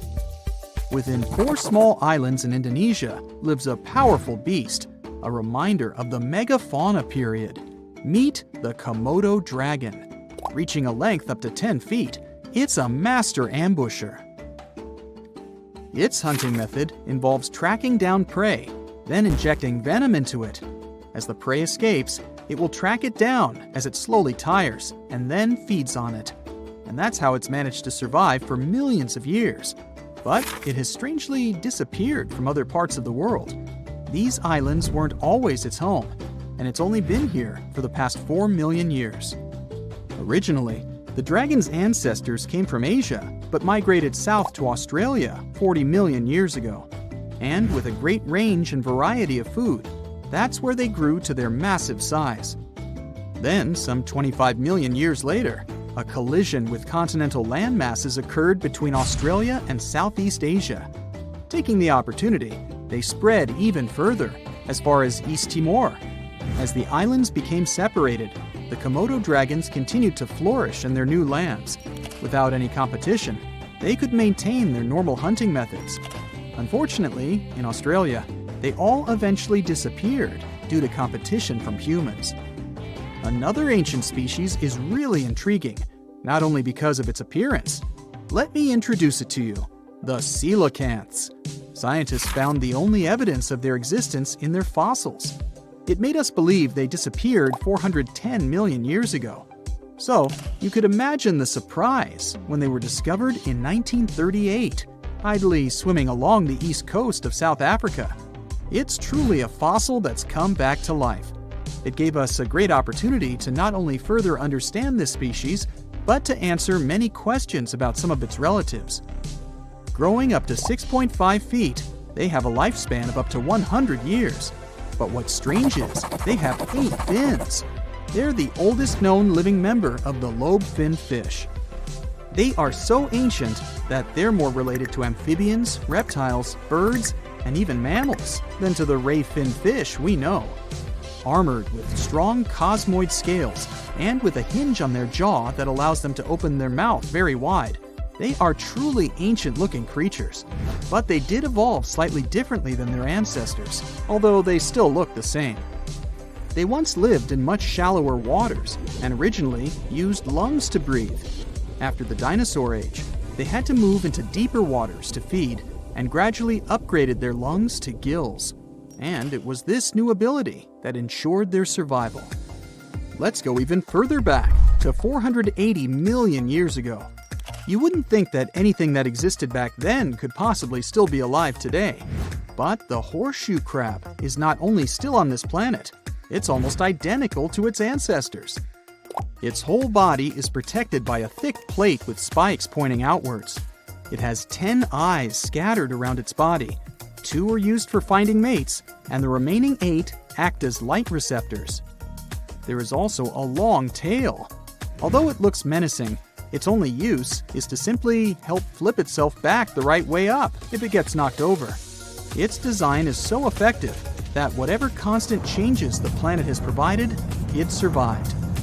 Although they look like they could be related to a lobster, they're actually closer to spiders and scorpions than crabs or crustaceans. With a healthy diet of clams, crustaceans, and worms, they find enough to eat along the coasts of the Atlantic, Pacific, and Indian Oceans. They also feed on algae, so it makes sense why they managed to survive many food shortages caused by world events.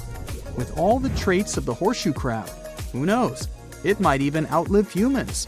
Well, here's to the next 480 million years. When we say extinction, We usually think of dinosaurs that went to lunch with a humongous asteroid and were wiped out from the face of the Earth. We don't think of ourselves possibly going away in the near future. But what we forget is that there have been 5 mass extinctions that our planet witnessed in the last 500 million years, not just one. And we can be nearing the 6th one, where one of the species to possibly disappear are humans. The first great mass extinction came about 440 million years ago in the Ordovician period. Back then, life was mostly thriving in the oceans and along the coastlines. Biodiversity was great at the time. There were thousands of different species, trilobites, sea scorpions, and all kinds of weird-looking mollusks and even fish. You name it, Ordovician had it. But then, the temperature around the planet started to drop. The overall warm climatic zones became colder and colder, until the oceans got covered with thick sheets of ice. Most of the marine species weren't ready for such abrupt changes. Imagine a trilobite serenely crawling along the bottom of the sea and suddenly bumping into a glacier. Yeah, it's like living your entire life in a beach bungalow, only to find yourself in an igloo one day. The event was dubbed Late Ordovician Glaciation, which led to Late Ordovician mass extinction. Over 60% of all species that lived in that period disappeared. Only ancient fossils were left for paleontologists to discover hundreds of millions of years later. Nobody still knows exactly what caused the temperature drop at the time. The main theory is that the CO2 levels in the atmosphere fell sharply. It led to cooling down the entire surface of Earth. But the reasons for such a collapse are still under debate.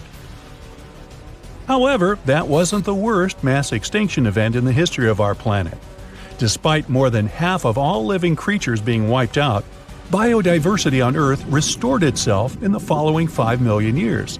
Life went on until another catastrophe struck. Within the span of 20 to 25 million years, from about 375 to 350 million years ago, several extinction events occurred. They were like pulses that damaged a lot of marine species. Arthropods, like scorpions and mites, lots of various fish, including sharks, all were in decline. Overall, more than 75% of all living beings disappeared back then, who were mainly in the oceans.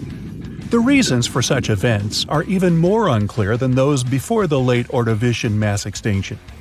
Most scientists now believe those waves were caused by changes in the sea level and a lack of oxygen in the oceans. A lot of plants quickly moved to land and adapted to living outside of water. And since they were the main source of oxygen in the ocean, all those fish and sea scorpions were in for a very unpleasant surprise. The booming growth of plants on land also removed much of the CO2 in the atmosphere and enriched it with oxygen instead. This led to an abrupt temperature fall again. And although no new ice age followed, many land animals couldn't adapt to the new conditions. The bitter irony was that the major part of them had just recently crawled out on land from the ocean, looking for a better environment. Ah, well. This was only the first wave, though. The reasons for the second one, that came about several million years later, are still unknown. Scientists think there could have been mass volcanic eruptions or even meteor strikes, but those are just hypotheses. Then another 100 million years passed without much trouble. Species rose and fell, evolved and disappeared, but the cycle of life continued until about 250 million years ago, when the third mass extinction event occurred. It happened in the Permian period, the last period of the Paleozoic era, and it was so catastrophic that it had all the chances of becoming the last mass extinction on our planet. Scientists are still unsure what caused so many species to be eliminated. But the fact is that around 96% of all living creatures in the world were gone. One theory suggests that volcanoes started being overly active. They threw millions of tons of methane and basalt into the atmosphere. Asteroid strikes might have added to the damage too. The sky was literally covered in dark clouds of ash. The proto-mammals and reptiles tried to hide from the black and gray mist, but it was everywhere. It was like hiding from the air itself. Another culprit could have been microbes that loved their methane-rich environments. They could have quickly spread in the oceans and literally choked the rest of the marine life forms there. But whatever the reason, the Permian mass extinction event was the most massive and destructive of all the Great Five. All life on our planet could have ended right then and there. But those 4% that persisted eventually spread across the Earth and started a new era. Yay! This time, they lived a peaceful life for only 50 million years. And then, whammo! The fourth great mass extinction hit. It was different though, slowly creeping across the planet over the last 18 million years of the Triassic period. The extinction occurred in numerous short pulses, wiping out several species at a time. A slight climate change here, an abrupt temperature fall there, and very upset animals and fish all around. The main reason for that was again the volcanic activity at the time. Fiery mountains started spewing out ash and gas once more, lowering the oxygen levels and suffocating life. Well, that was harsh. The gases and other substances thrown out of the volcanoes' mouths changed the Earth's climate again. Sea levels rose because of that, and some researchers believe even the pH levels were altered. That means the marine life that used to be swimming peacefully in more alkaline waters suddenly found itself trying to survive in acid. But apart from causing bursts of extinction, these changes also ushered in the era of dinosaurs.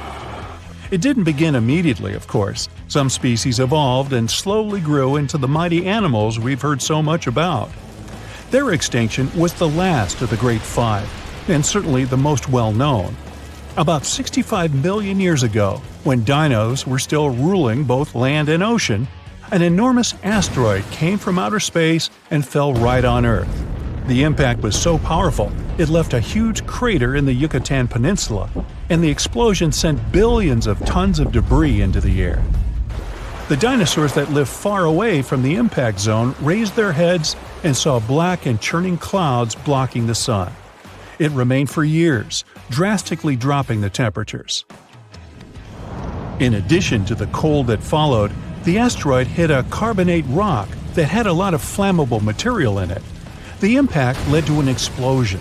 The chemicals mixed in the air and produced sulfuric acid, and that acid fell down in the form of rains, altering the pH of the oceans. Aquatic creatures that were again used to more alkaline waters went, "Oh, come on!" That didn't help, though. The changes were abrupt and severe. About 75% of all animals and plants went extinct in a matter of years, unable to survive the new, harsh conditions on the planet. But some persisted.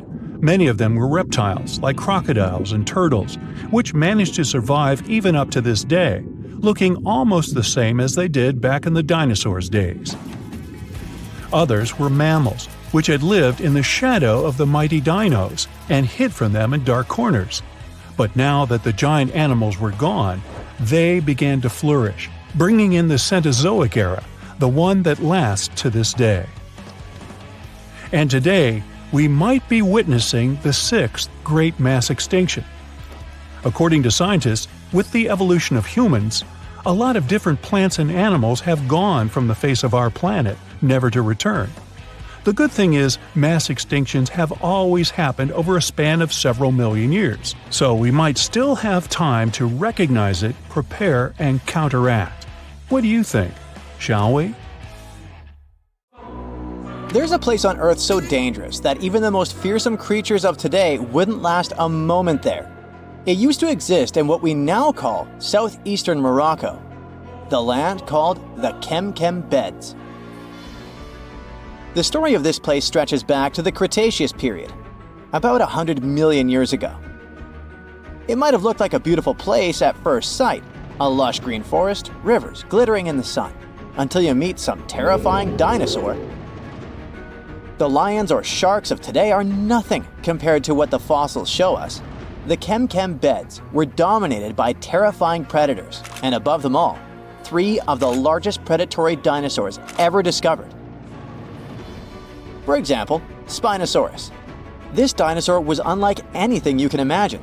a half reptile, half monster standing over 50 feet tall, bigger than a T-Rex. This hybrid with a crocodile-like snout and a sail on its back hunted the forests. But this dino could dive into the rivers, so not even waters were safe from it. It could catch huge fish, as if plucking them from the shallows. There was also a Carcharodontosaurus, a carnivore with the name that literally means shark-toothed lizard. Its razor-sharp teeth could slice through flesh with terrifying ease. This monster stood almost as tall as a house and was faster, stronger, and more aggressive than nearly anything that had ever walked the earth. There was also Deltadromedas, a raptor-like dinosaur built for speed. It was a quick-moving ninja that stalked its prey with horrifying precision. Oh, and the skies were a fun place too. With all these pterosaur creatures flying around, these guys are often mistaken for flying dinosaurs, but they were actually a different kind, more like close cousins of dinosaurs.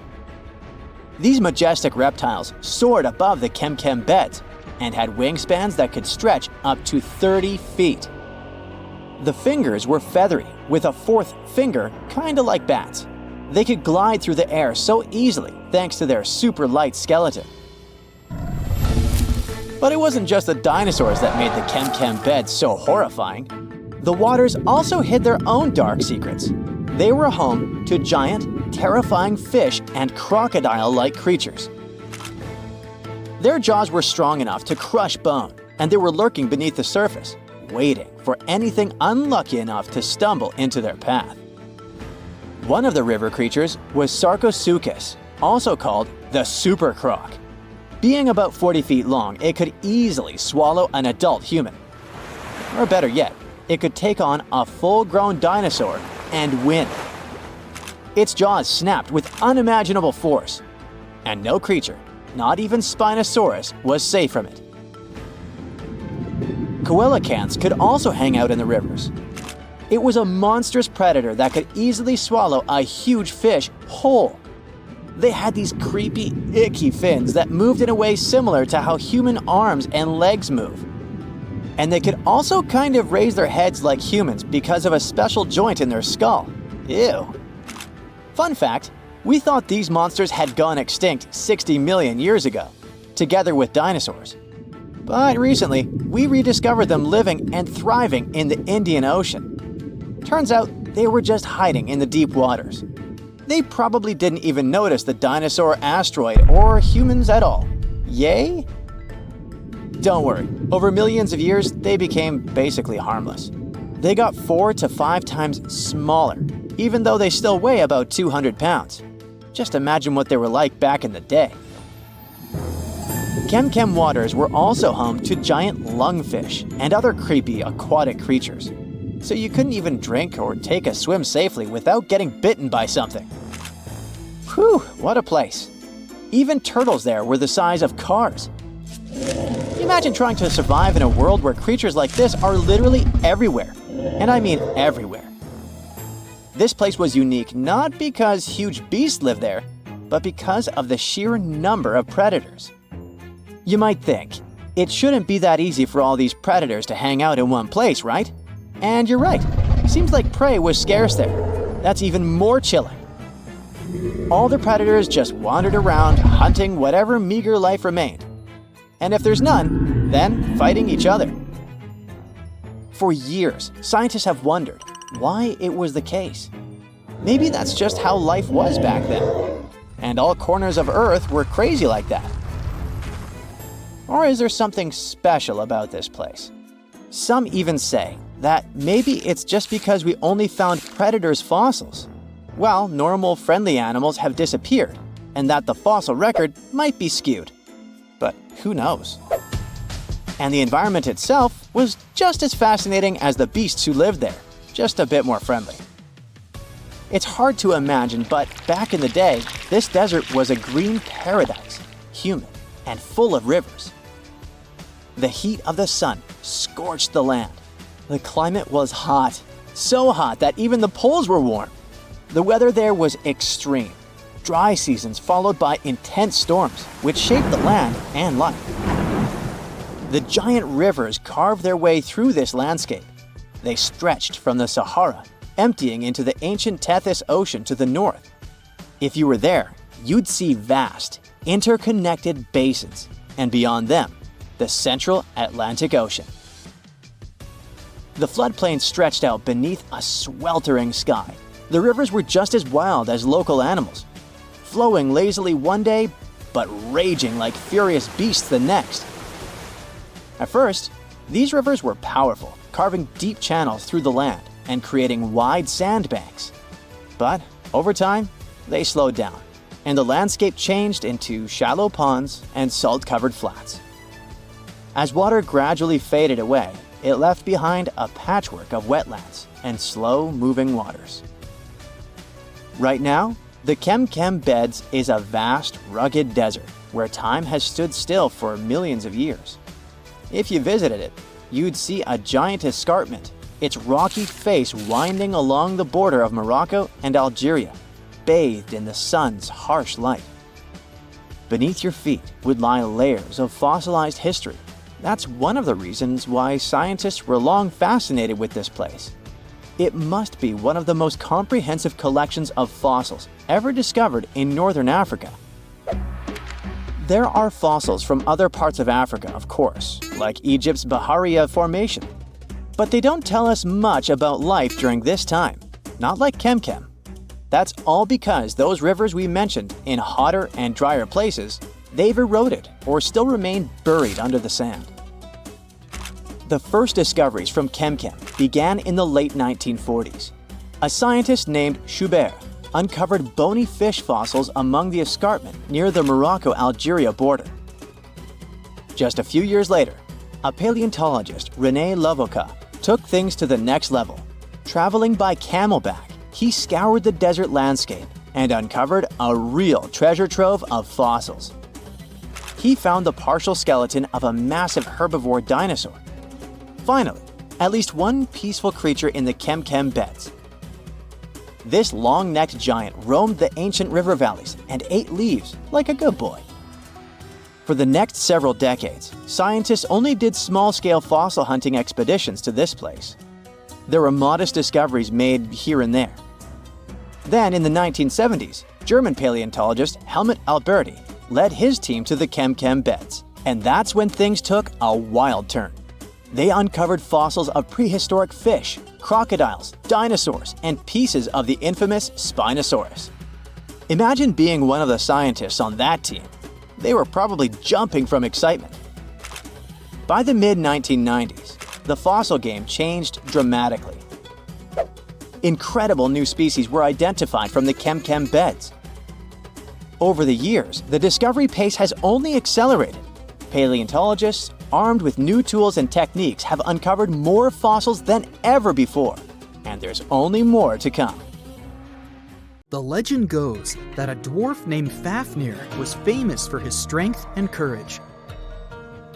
Because of his qualities, he was tasked with protecting their kingdom. Dwarves were known to gather a lot of wealth, so a bit of added security was a must. I mean, they lived in a house made from gold and precious gems. But Fafnir also had another special talent. He was able to shapeshift. Tricked by Loki, the Norse spirit of mischief, Fafnir was taken over by his greed and the shine of his father's treasure. He decided he did not want to share any of it, not even with his father or his brothers. He stole it and ran away all by himself to a place he'd be hard to find, the middle of the desert. To protect his wealth, Fafnir transformed into a huge dragon. His new appearance looked like a huge snake, powerful and scary. His magical powers did not end there, though. Because the dragon couldn't fly, he also spread poison all around his new home, so no one had a chance to survive if they wanted to take his gold away. Fafnir was soon defeated by a young hero named Sigurd. The legend of Fafnir tries to explain why family is more important than greed. It also shows the many magical powers dragons possess. But the most interesting part is that it's quite a good example of how dragons came to be in our tales. But hey, this is just one of the many stories mentioning dragons. Just switch on your TV or peek into any bookstore, and you'll surely stumble upon dragons somewhere. Variations of dragon-like creatures have been described in stories from all over the world, from Asia to Northern Europe. Most of these creatures are depicted with reptile-like bodies, wings, and claws. And the scariest trait of them all, they can breathe fire out of their mouths. The name of these creatures comes from the Latin word draconum, which translates to huge serpent. But let's take a trip down memory lane to see how it all started. An Asian historian, for example, discovered some fossils back in the 4th century BCE and decided that he'd stumbled upon dragons. It's easy to understand why he got so confused if you look at a fossilized stegosaurus. It was 30 feet long, 14 feet tall, and covered in armored plates and spikes. The Nile crocodile might have gotten mistaken for a dragon too. It still exists today and lives in sub-Saharan Africa. But it may have been more popular in ancient times. When reaching maturity, Nile crocodiles can grow up to 18 feet long. But that's not all. It can even walk with its body off the ground, and some were even pictured standing on their 2 back legs. Goannas are dragon-like lizards that live in Australia. Large as they are, they also have razor-sharp teeth and claws, and are also known to even produce venom. It's easy to see why goannas may be the source for the Australian version of dragons. When humans first discovered whale bones back in the day, we had no idea these animals lived in the sea. Given their size, we surely must have thought they were dangerous. And because we rarely see whales, if we don't go underwater of course, they were poorly understood and easily mistaken for dragons too. Probably the most interesting source of dragon mythology is actually the human brain. In a book called An Instinct for Dragons, there was a theory which claimed that dragons existed in almost all ancient cultures because we had evolved to fear large predators to survive. We aren't the only mammals to do this. Monkeys have an innate fear of snakes and large cats too, for example. When you combine these natural traits with folklore, you get a lot of dragon stories everywhere, adapted to each region. Reptilian beasts with magical powers date back as far as the origins of human civilization itself. I'm talking about ancient Mesopotamia. Humans back then used to believe in all sorts of creatures, but their head spirit was Marduk, the patron of the city of Babylon. If you look at the artwork from back then, Marduk was depicted with a snake-like dragon at his side. It could be either nice or vengeful, depending on what mood it was in. If you want to sign up to become a dragon, the first thing they'll ask you at the interview will be if you can breathe fire, of course. So scientists have tried to look into some ways that could make it real for dragons to breathe out fire without damaging their throats. To do that, they examined the bombardier beetle. This eccentric insect can pack up some really hot substances in its belly. Once the creature gets bothered by something, it shoots out a fiery load of chemicals. In all fairness, it's not really fire, but it does burn, so it's close enough. Going back to dragons, they'd need to have similar glands in their throats to produce the same effect. But where do dragons come from? They didn't just appear out of nowhere, regardless of the source you consult. Some tales, like that of Fafnir, say that even humans can turn into dragons. But the most popular theory is that dragons start out as eggs. Some sources even draft a series of stages a dragon has to go through during its life. Everything starts with hatching. Dragons are said to eat their way out of those shells and break the sides of the egg. Then there's the wormling stage, which is what dragon specialists, or dragonologists if you like, call a newly hatched dragon. It's still small and weak, but don't worry, it can take care of itself pretty well. The rest of a dragon's life stages are pretty self-explanatory. There are grown-up dragons, then ancient ones. A dragon's life ends when it reaches the twilight stage. Some sources claim dragons never stopped growing. Others even say they never reach the end of their lives. They just pass on to another type of spiritual existence. Dragons are known to be the symbol of a lot of different things. But that all depends on their origin. In some regions of Asia, they are known to bring luck, power, and wealth. To become a powerful warrior in Britain, you'd need to first defeat a dragon. That's why you often see them on flags. The flag of Wales, for example, has a large red dragon on a green and white background. Western stories aren't as nice to dragons. They are often seen as evil and vengeful.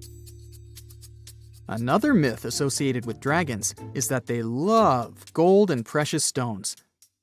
This greedy side of their temperament seems to date back to ancient Greece, where dragons were tasked with guarding treasures. Some of these guarding dragons were seen in such tales as The Hobbit and in the Harry Potter series. As for dragons' magical abilities, they also vary a lot. Some were said to have blood with supernatural properties. Some were rumored to be able to speak. Others were famous for their wisdom. A lot of dragons in ancient literature could fly or shapeshift, even into humans. Some real-life creatures got their names thanks to bearing a resemblance to dragons, like the dragonfly that has more than 5,000 subspecies we know about. It got its name from folklore tales, as Europeans in the Middle Ages saw it as an evil insect. Dragonflies were accused of some really nasty things, like biting people's eyes and mouths. But the creature that resembles mythical dragons most is a reptile called the flying dragon. They're seen in wooded areas of Southeast Asia. They don't really have wings per se, but parts of their ribs are elongated to support some extra skin that allows them to leap through the air between trees. Those wings are also brightly colored and contrast with their brown bodies. Want to high-five a sea creature? Well, put your hand up for the Tasmanian red handfish. This fish doesn't swim like a fish. It walks. It uses its flipper-like hands to stroll around on the ocean floor. These bottom walkers are disturbed by swimmers and boats a lot. Some people even want to take them home as pets. I think it's better to just give them a wave and swim on by. The vampire squid. Its species name is Vampiroteuthis infernalis, which translates to vampire squid from hell. Oh yes, this vampire squid means to terrify everyone with its name, its dark red color, its spikes at the bottom, and the scary fact that it can basically turn itself inside out. The vampire squid loves putting on a good show, but it's as harmless as a kitten is to humans. It's as if Dracula scared the pants off you, but he didn't have blood-sucking fangs. The vampire squid feeds on food particles from plants and animal matter floating near the ocean's surface. Since they're not predators, they need good defensive strategies, and their vampiric look is designed to ward off large creatures who want to eat them. Turning themselves inside out is a defensive mechanism since the spiky areas in the inner skin are more intimidating. They also shoot out a substance that does not have color, but is packed with bioluminescent particles to distract predators. The vaquita. Going out on a boat off the coast of Mexico sounds like the perfect vacation. The sun, the blue water, the most endangered sea creature. Wait, what? The vaquita isn't dangerous, but don't expect it to stick around to say hello or sign any autographs. It's incredibly shy. This little cow, that's what it means in Spanish, is one tiny sea mammal. With those black markings around its eyes, it looks more like a sea panda to me. Seeing one should make you feel very special. They're on the brink of extinction, mostly because they got caught by accident in fishing nets. It's estimated that there's only 10 left in the wild. The blue dragon. This little creature looks like something out of a kid's fantasy movie. It's called the blue glaucus, casually referred to as the blue dragon or blue angel. It can be found in many places, the Atlantic, Pacific, and Indian Oceans. It's kind of a mollusk and it only grows to be about an inch long. What you think is the back is actually the mollusk's bright underbelly. It regularly floats on its back so that its blue colors help it camouflage with the water's waves. The blue dragon isn't just pretty, it's also smart. It usually feasts on Portuguese man-o'-wars, also known as Physalia physalis. The blue dragon stores their stinging cells for later use, in essence, stealing their defensive mechanisms. When the blue dragon is threatened, it releases those stinging cells it stored, directing them at an enemy to sting them with more power than the Portuguese man-o-war would have been capable of. As they can store a huge amount of stinging cells, they can be a threat to humans. So, if you find one, don't pick it up. It's best to admire it from a distance. The barrel-eye fish. If you ever wanted to have Superman's X-ray vision, looking at the barrel-eye fish will make you feel like you gained that superpower at some point in your life without even realizing it. The barrel eye has a transparent head, so you can see how their eyes and brain look inside. This magnificent creature lives in the deep sea. This is the lowest level of the ocean, where strange creatures roam in near-freezing temperatures and constant darkness. They're exposed to water's pressure that's almost 1,000 times that of the surface. If the idea of the deep sea sends a shiver down your spine, stay tuned to learn about another of its creatures later on. The barrel-eye fish can be found in the Atlantic, Pacific, and Indian Oceans. You might be wondering, why oh why would a fish have a see-through head? And that would be a fair question. Since the species was discovered in 1939, it was believed that the fish's eyes were set to see straight ahead and couldn't move. So it was assumed that they had tunnel vision. Scientists Bruce Robinson and Kim Reisenbichler from the Monterey Bay Aquarium Research Institute recently discovered that the fish can move its eyes vertically to see through the top of its translucent head, thus noticing if there are predators or prey nearby. The transparent head also allows more light to enter so they can detect prey better. It's believed that the barrel-eye fish eats jellyfish and small fish species. If you dive in the ocean at night, you might be lucky enough to see how orange ball corallomorph blooms in the dark. But make sure to be quick because as soon as you turn on your flashlight to take a good look, it will retract its tubes back into itself. The megalodon. The whale shark isn't the biggest shark known to humans. If the entire shark species were a kingdom, the prehistoric megalodon would be the ruler of the sea. Megalodon roamed the ocean a long time ago. About 15.9 to 2.6 million years back between the early Miocene and late Pliocene eras. While they've long been extinct, people are still amazed to learn about these gigantic sea beasts. Megalodon could reach anywhere between 45 feet to 60 feet in length with jaws more than 6 feet wide. A fossil of a tooth that once belonged to a megalodon measured at 7 inches. Needless to say, I'm pretty stoked that these guys have long been extinct. But there's still some adventurers out there hoping to meet this monster one day. The Dumbo octopus. This adorable creature, or creepy creature, or however you want to see it, is officially called Grimpoteuthis. More casually, it's referred to as the Dumbo octopus, named after the Disney character. Though Dumbo, the elephant, not the octopus, was teased for his big ears, it's highly unlikely that this adorable octopus gets teased by its water neighbors. They are the deepest living octopuses, living in the deep sea, and you know how scary that place is. They're only about 8 inches tall and spend their days hovering just above the seafloor eating snails, worms, and other food they find in the current or near ocean vents. There are nearly 17 species of Dumbo octopus, and they all have differences in height, color, and body parts. If you can't get enough strange animals, you'll be glad to learn that the deep sea has barely been explored by humans. So, keep an eye out. There are bound to be more fascinating animals discovered in the deep in the future. The sea angel. These creatures might look and sound pretty cute, but their diet is far from sunshine and lollipops. Their favorite food are sea butterflies. They lay mucus traps for them and wait in ambush. The squat anemone shrimp. This shrimp is tiny, only 0.5 inches. It's also known as a dancer shrimp because of its peculiar behavior. When agitated, it raises its bottom above its head and does a little dance. Divers also say it readily jumps on their hands and cleans them. The coconut crab. This guy may look pretty creepy, especially when the sun goes down. Mature coconut crabs are around 3 feet in length. Their preferred foods are coconuts, but they can also hunt down lizards and even large birds.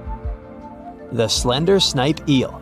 Slender snipe eel is a slim and long creature that's still a mystery for marine scientists.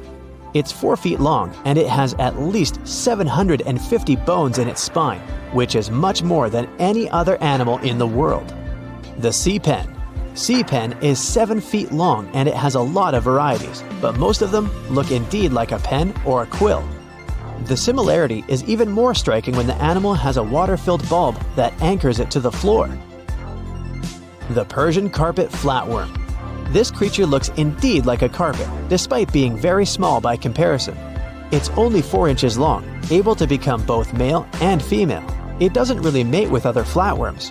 Rather, it fights them for the right to bear posterity. The flamingo-tongued sea snails. Tourists love these extraordinary snails for their pretty colors, thinking it's a shell, but in fact, the shell is quite dull and hidden underneath colorful soft tissues. They eat softer, toxic parts of corals and store their toxins to protect themselves. A piece of whale rib has recently been found in a North Carolina mine. Not a big deal, some might think. Hey, why can't a whale be a miner, right? But this fragment offers scientists a unique glimpse at the interactions between prehistoric sharks and whales from around 3 to 4 million years ago. The thing is, 3 tooth marks embellish the rib. That means that the whale was once badly bitten by an animal with a super powerful jaw. Judging by the spacing between the tooth marks, and it reaches almost 2.5 inches. This animal could be a mega-toothed shark. I'm talking about the megalodon. Or it could be a different shark species which was around at that time. The curvature of the shark's jaw shows that the animal was relatively small, between 13 and 20 feet long. Yeah, small. As for the whale, it seems to be the ancestor of a great blue or humpback whale. Researchers are amazed. You don't usually expect to find evidence of animal interaction and behavior preserved in the fossil record. After examining the sample carefully, they concluded that the shark must have gone away with a mouthful, but the whale had survived because most of the fossil fragment is covered with what is known as woven bone. It quickly forms in response to localized infection. Such bone isn't particularly strong, and later the body remodels it into compact bone tissue. But it takes time. The presence of this bone means that the healing was incomplete and the whale passed away 2 to 6 weeks after the unfortunate encounter. On the other hand, its demise could have been unrelated to the infection and injury. Only a handful of fossils show such kinds of interactions between ancient animals. You can often find bite marks on fossils indicating where the animal passed away and its carcass was scavenged.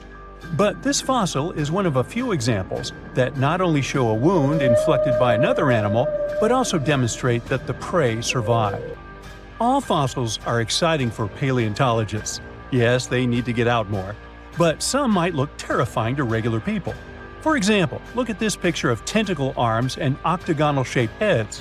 When it first appeared in mass media, internet users claimed that it was some ancient organism that had come from space. Others thought the story was fake, but in fact, both the picture and the fossil are real. The fossil is known as a mortality plate, a fossilized representation of a mass extinction event of one or several species. The fossil actually contains more than a dozen specimens of a type of marine organism called a crinoid. Despite their looks, crinoids were not plants but marine animals. This particular species lived deep underwater on the seafloor. Crinoids were related to starfish, sea urchins, and brittle stars. These creatures could attach themselves to the seafloor with stalks made up of flexible porous discs connected by soft tissue. The stalks were hollow, and that's where the animal's nervous system was located. Crinoids absorbed oxygen through thin-walled tube feet. The creatures usually reached the length of more than 8 inches and had 5 arms lined with leathery-looking tentacle-like structures. They fed on plankton and sloughed off organic material. Now, even though these fossil finds seem to be super exciting, few creatures in the fossil record confuse scientists as much as the Tully monster. This curious sea creature sported a toothy, trunk-like snout and eyes splayed out on a rigid rod. But the most bizarre thing? It has been impossible to classify. Researchers have been considering a variety of organisms, for example, segmented worms, swimming slugs, and primitive eel-like creatures, since the monster was discovered in 1966. Recently, they have even tried to connect it to some species of jawless fish with a backbone-like structure. A team of scientists from Japan has used high-resolution laser scanners to examine the anatomy of Tully monster fossils in 3D. They concluded that the enigmatic fossil might be an invertebrate after all, and still, the true identity of the creature remains elusive. In the 1950s, amateur fossil hunter Francis Tully found a ghostly imprint of a torpedo-shaped organism with a huge tail fin in the Mazon Creek fossil beds in Illinois. Tully had never seen anything similar to the torpedo structure. He took his find to Chicago's Field Museum of Natural History. Paleontologists working there were baffled as well. Since then, scientists haven't been able to determine where the creature fits on the phylogenetic family tree, or where they should spend Thanksgiving. In 1741, an explorer and captain named Vitus Johansen Bering led an expedition to map the coast of Alaska. The ship he was on got shipwrecked on what later became known as Bering Island, and they got hungry. Half the crew survived thanks to the discovery of an extremely large sea cow. With the meat of these animals nourishing them, the sailors managed to build a small ship from the wreckage and return home. On their way back, a scientist who was among them spent his time documenting the animals and plants they had found. The sea cow was particularly interesting because without it, the crew wouldn't have survived. These animals were more than 26 feet long and weighed around 10 tons. All sea cows are members of the order Sirenia, marine mammals more closely related to elephants than cows. The scientists described them as having black skin, a small head, and stubby forelimbs. Those sea cows floated on the water's surface, munching on kelp.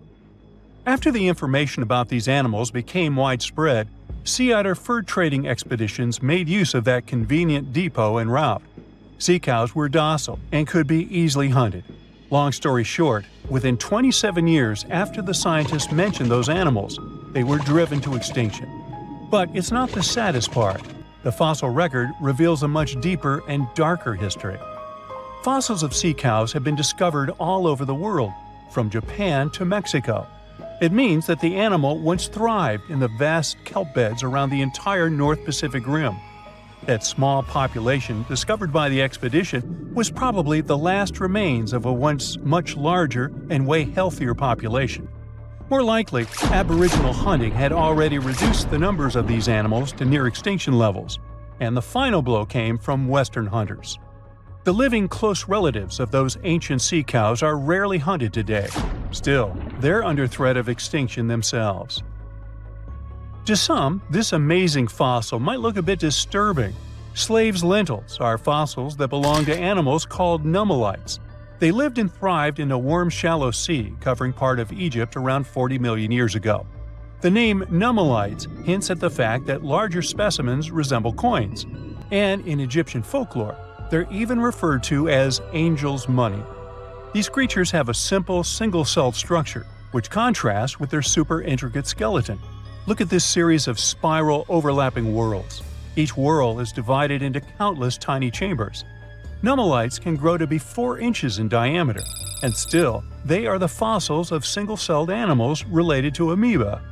How and why did they grow to be so large? The reason could be their symbiotic relationships with other smaller organisms. In the case of modern species, such symbionts are tiny golden-brown single-celled algae called diatoms.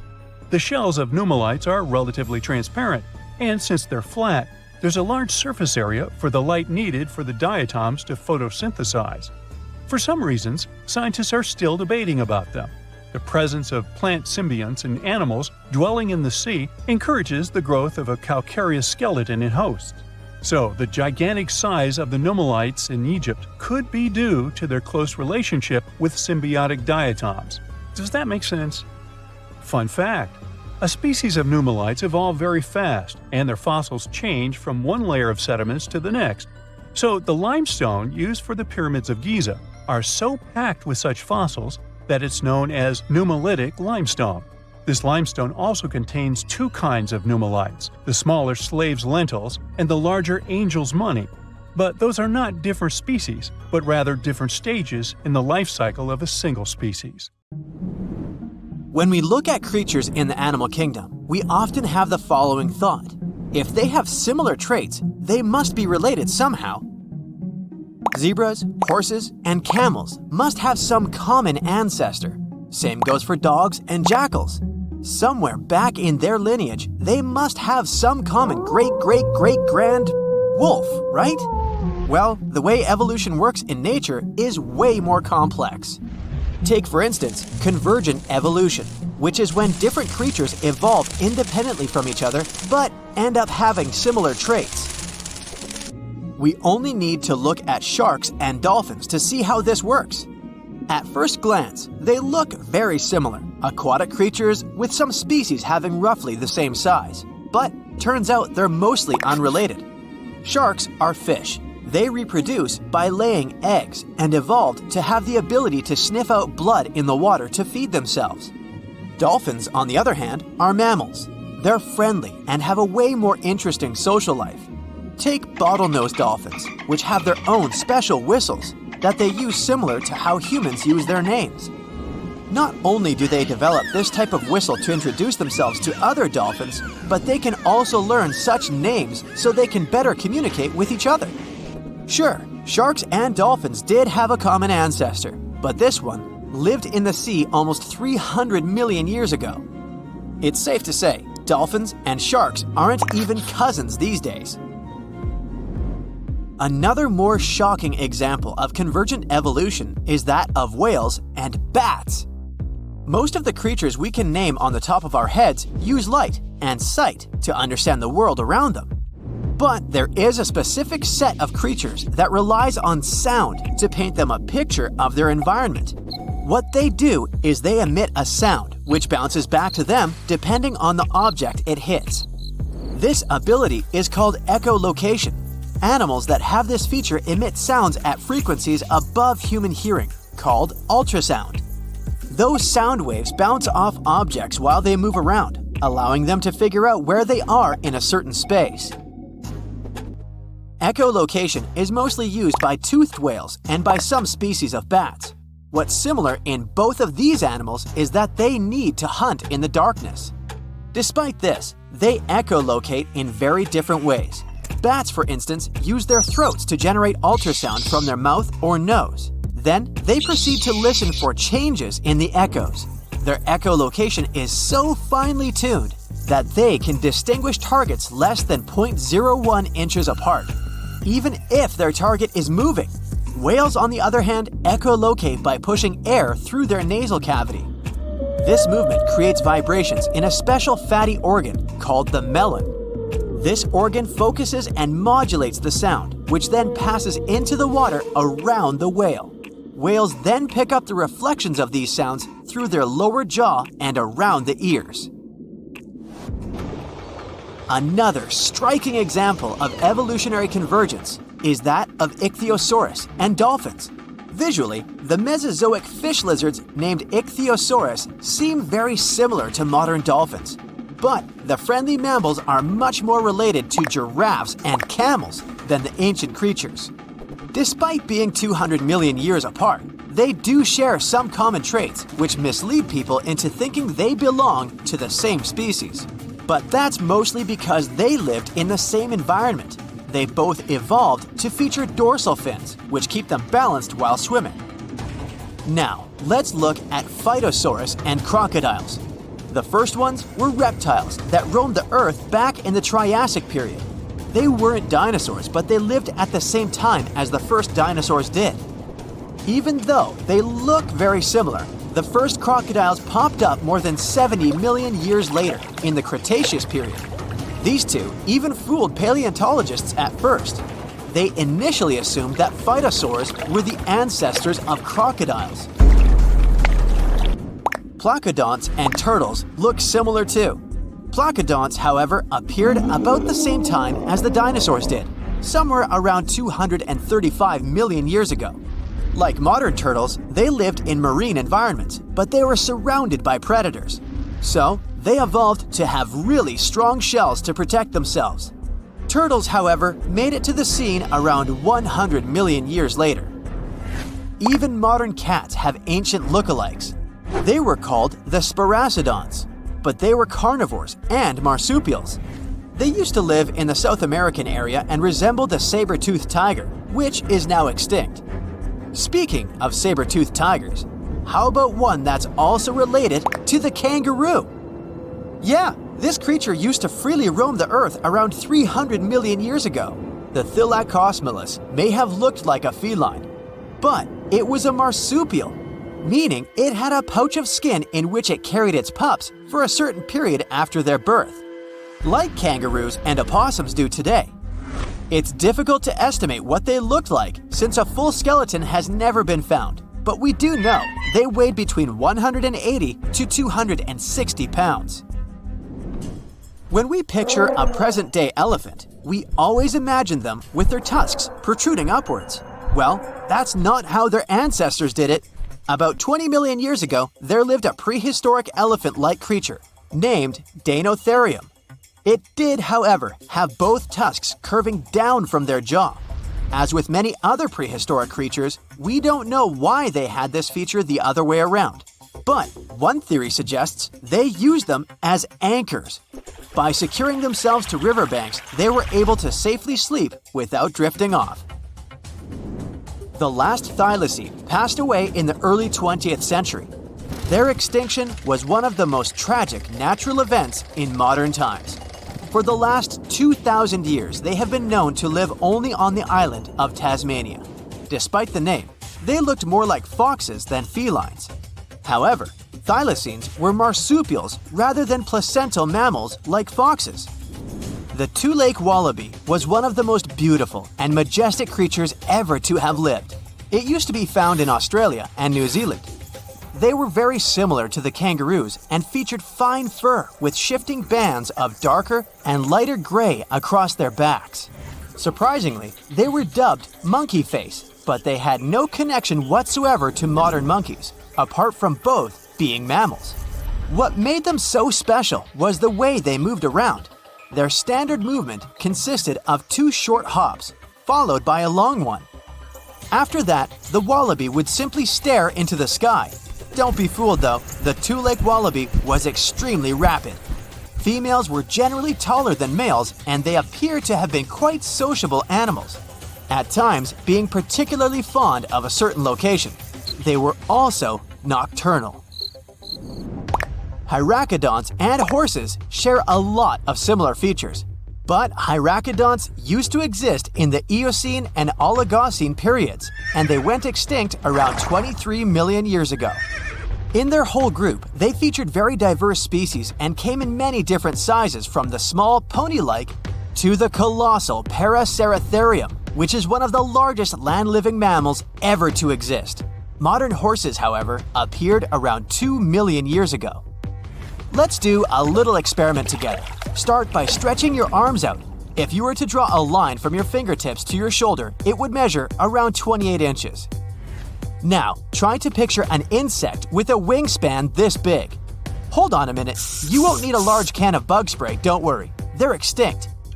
But the gigantic Meganeuropsis did live around 250 to 300 million years ago.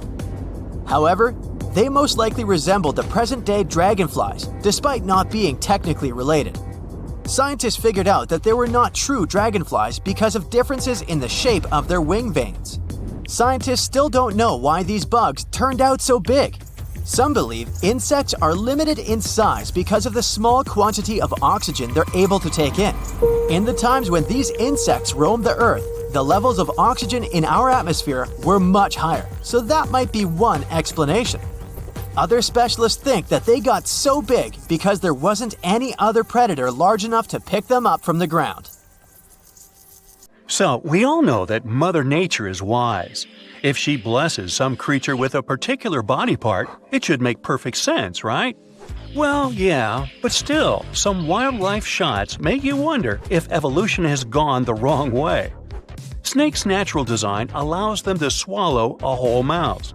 But in some cases, this cool ability can turn against them.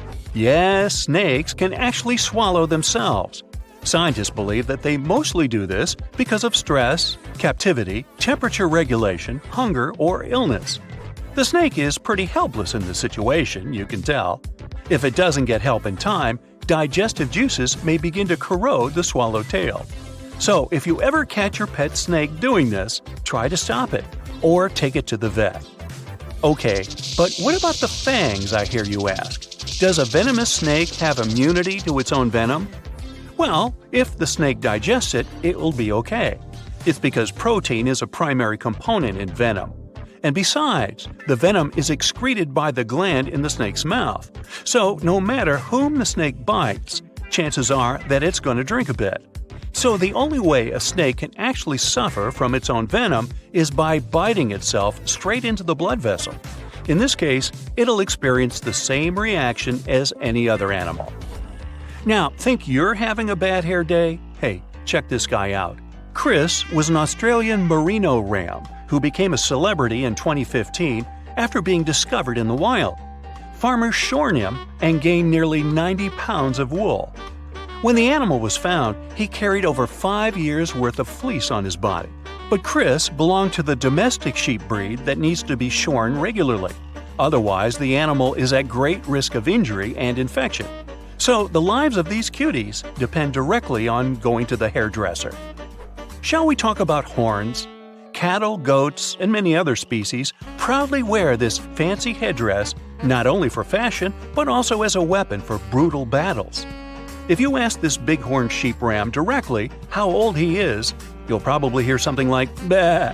But if you want to get a more precise answer, you can count the number of rings on his horns. The biggest and the darkest ring usually marks the 4th birthday, when the ram matures enough for mating. Although animal horns may look very tough, in fact, most of them are made of keratin. It's the same protein that builds human hair and nails. Horns never stop growing as the animal ages, just like our own hair. And eventually, they can curl into really extravagant shapes, making these weapons turn against their owners. This is what a Wiltshire sheep horn looks like when it's young. But as the years go by, the horns typically curl in front of its face. And while most grow out harmlessly, the inward-growing horns can end up dangerously close to the sheep's head. Like this ram who's having bad luck, to say the least. Its horn has slowly grown into its own skull, and eventually, well, it didn't end well for the sheep. Of course, this would hardly have happened on a farm, because people would have made a preventive horn cut. But unfortunately, in the wild, animals cannot use hairdresser services. That's why they use rocks and branches to rub and grind away at their horns to keep them safe, just like humans trim their nails. Faulty genetics is not the only reason for the horn distortion. You see, when males of the species want to fight for dominance, they begin to butt heads to show each other who's the alpha male here. These battles can break horn plates, making them grow at weird and dangerous angles. The fancier the original shape of the horns is, the more problems their fracture may cause. This poor African kudu is a bright example. Fortunately, in some cases, unlimited body part growth can be good for the animal. Just take a look at these adorable smiles.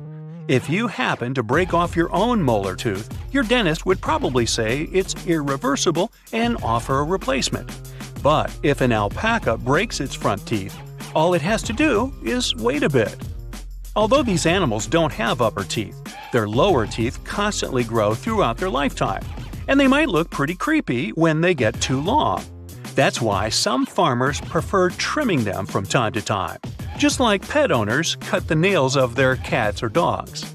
Now, llamas look so similar to alpacas that many people confuse these two species.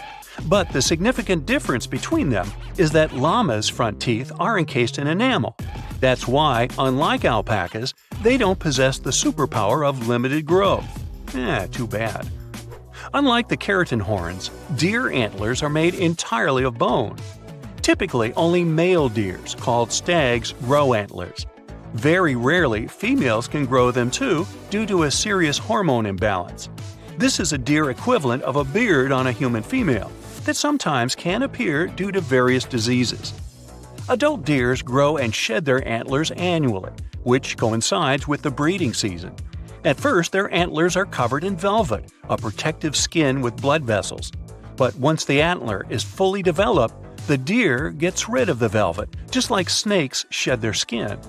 Although this process doesn't harm the deer, it may look pretty spooky. Once the brand new antlers are ready, stags begin to fight with other males over the ladies' attention.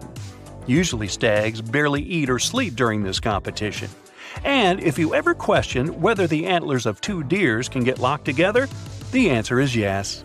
Every stag is risking ending up stuck with his own rival instead of having a romantic night out with a female deer.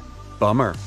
Moreover, all the traumas that the deer gets during the mating season can influence further antler growth if specific nerves get damaged. Just like horns, antlers can develop at distorted angles because of genetic failures. Some mutations can even make them grow monstrously large. This unlucky deer can barely move his head without losing balance. Also, if a deer breaks one of its legs, its body can speed up the healing by sacrificing the bone and blood material from one of the antlers, and thus this antler will get thinner and weaker. And speaking of facial extensions, we cannot skip the tusks.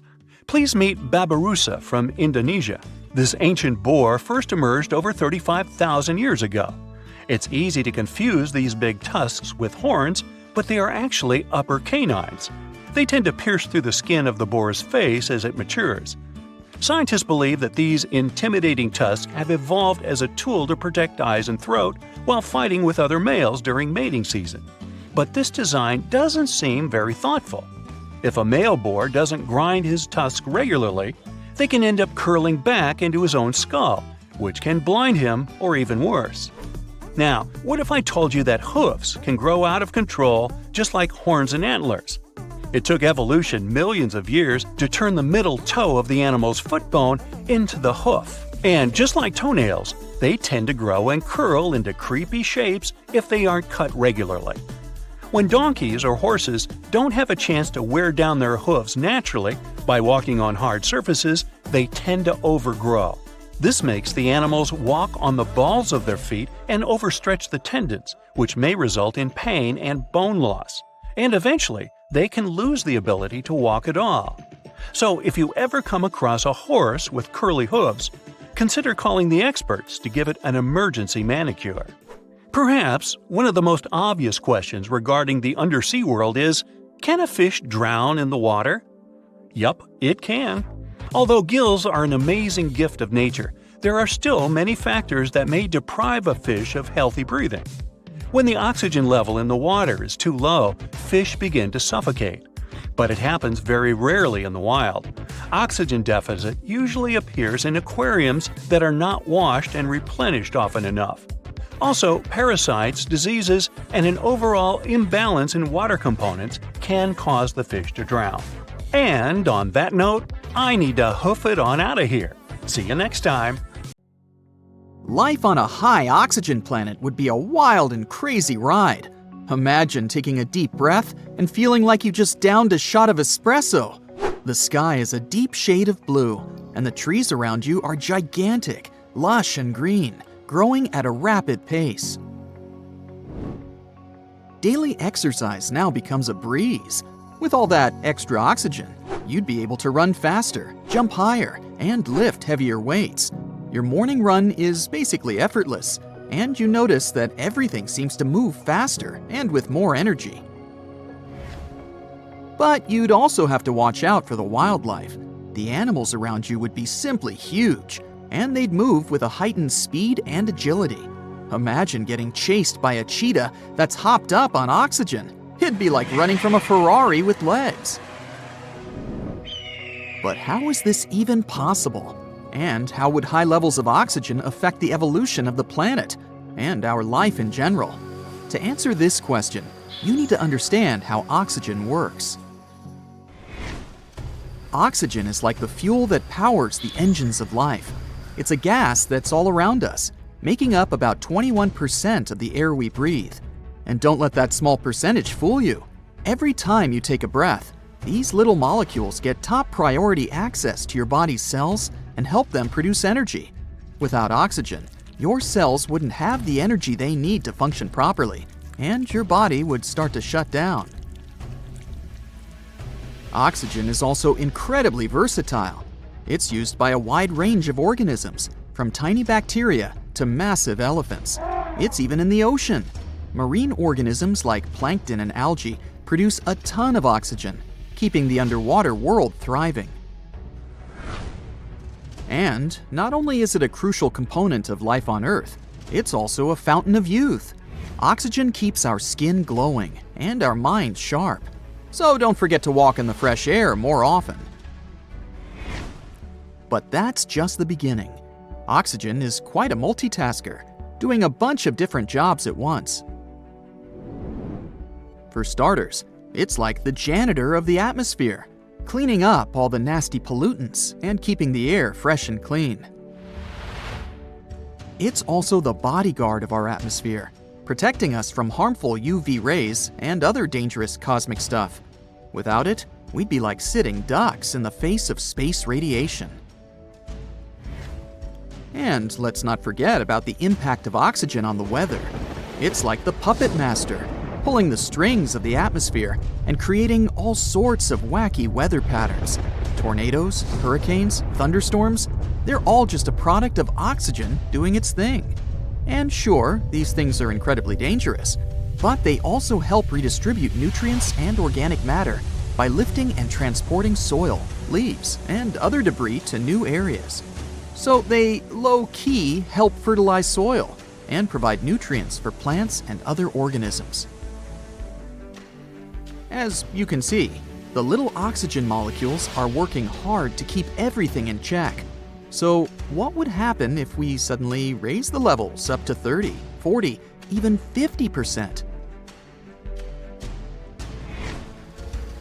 Actually, too much oxygen can become very dangerous for us.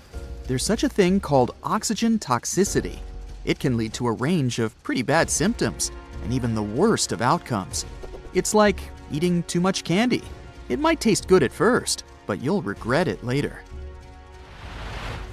It may sound surprising, but if you get too much oxygen, you'll be out of breath. You might feel great at first, but pretty soon you'll start feeling dizzy, like you've been dancing for hours without taking a break.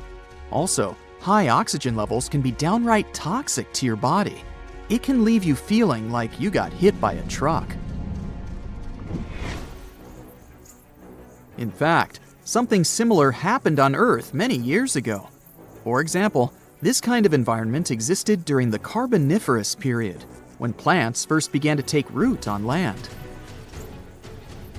At that time, oxygen made up 20% of the atmosphere, about the same as today. It continued to rise over the next 50 million years, reaching levels as high as 35%. It had some pretty profound effects on the planet. Around 300 million years ago, massive forests sprang up on land and huge swamps dominated low-lying areas. But as these giant plants decayed, something strange happened. The level of carbon dioxide in the atmosphere suddenly dropped.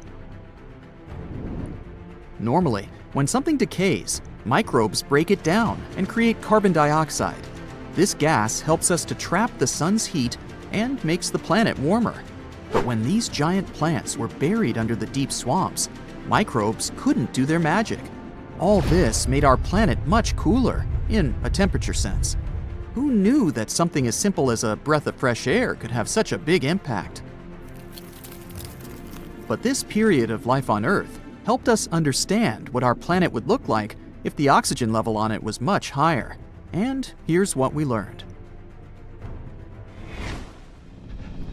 We've already talked about the initial boost of energy and the exhaustion that follows, so we might need to wear special masks or equipment to help us breathe comfortably. Such an environment could also help you heal faster. It's like having a team of tiny doctors inside your body. But the downside is that it could also make you more susceptible to certain diseases and illnesses. So we're maintaining a balance then, I guess. And with all that oxygen, we'd have some pretty spectacular sunsets and sunrises to enjoy. The extra oxygen in the atmosphere would scatter light in new and interesting ways, creating breathtaking displays of color in the sky. And it's not just humans that would be affected. Plants and animals can also experience some wacky effects. Plants might grow like they're on steroids, reaching towering heights, like the beanstalk from that fairy tale. Imagine how much food we'd be able to harvest. Giant trees and crops could provide us with more sustenance than we've ever had.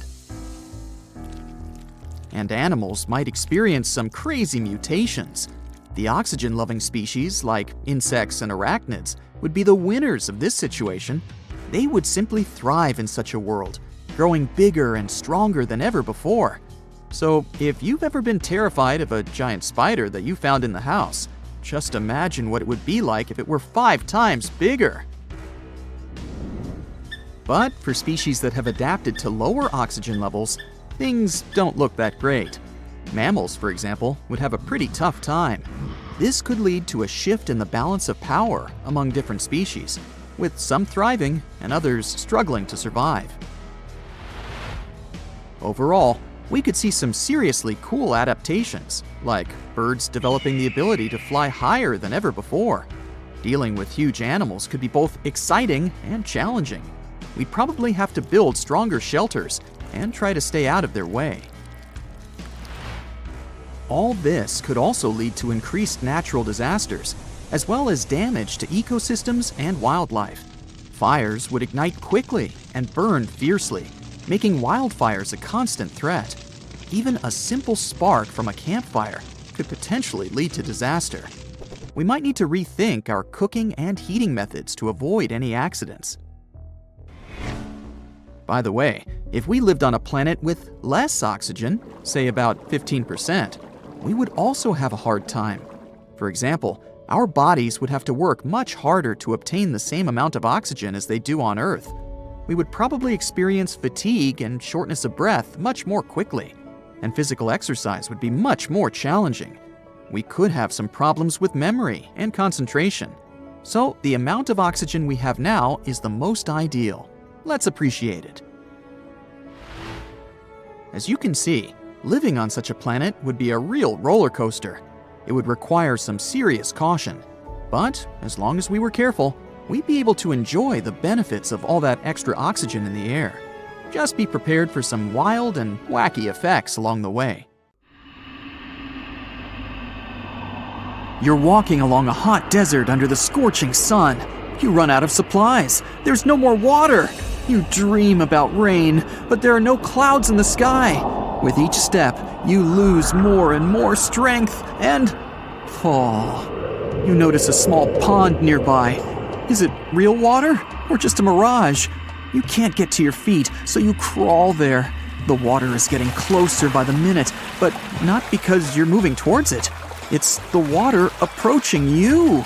In a few minutes, the pond area increases. Here, you're already in it. A small lake is formed, 60 feet deep, at the place where the piece of desert was. This real event happened in 2014 in the Tunisian desert.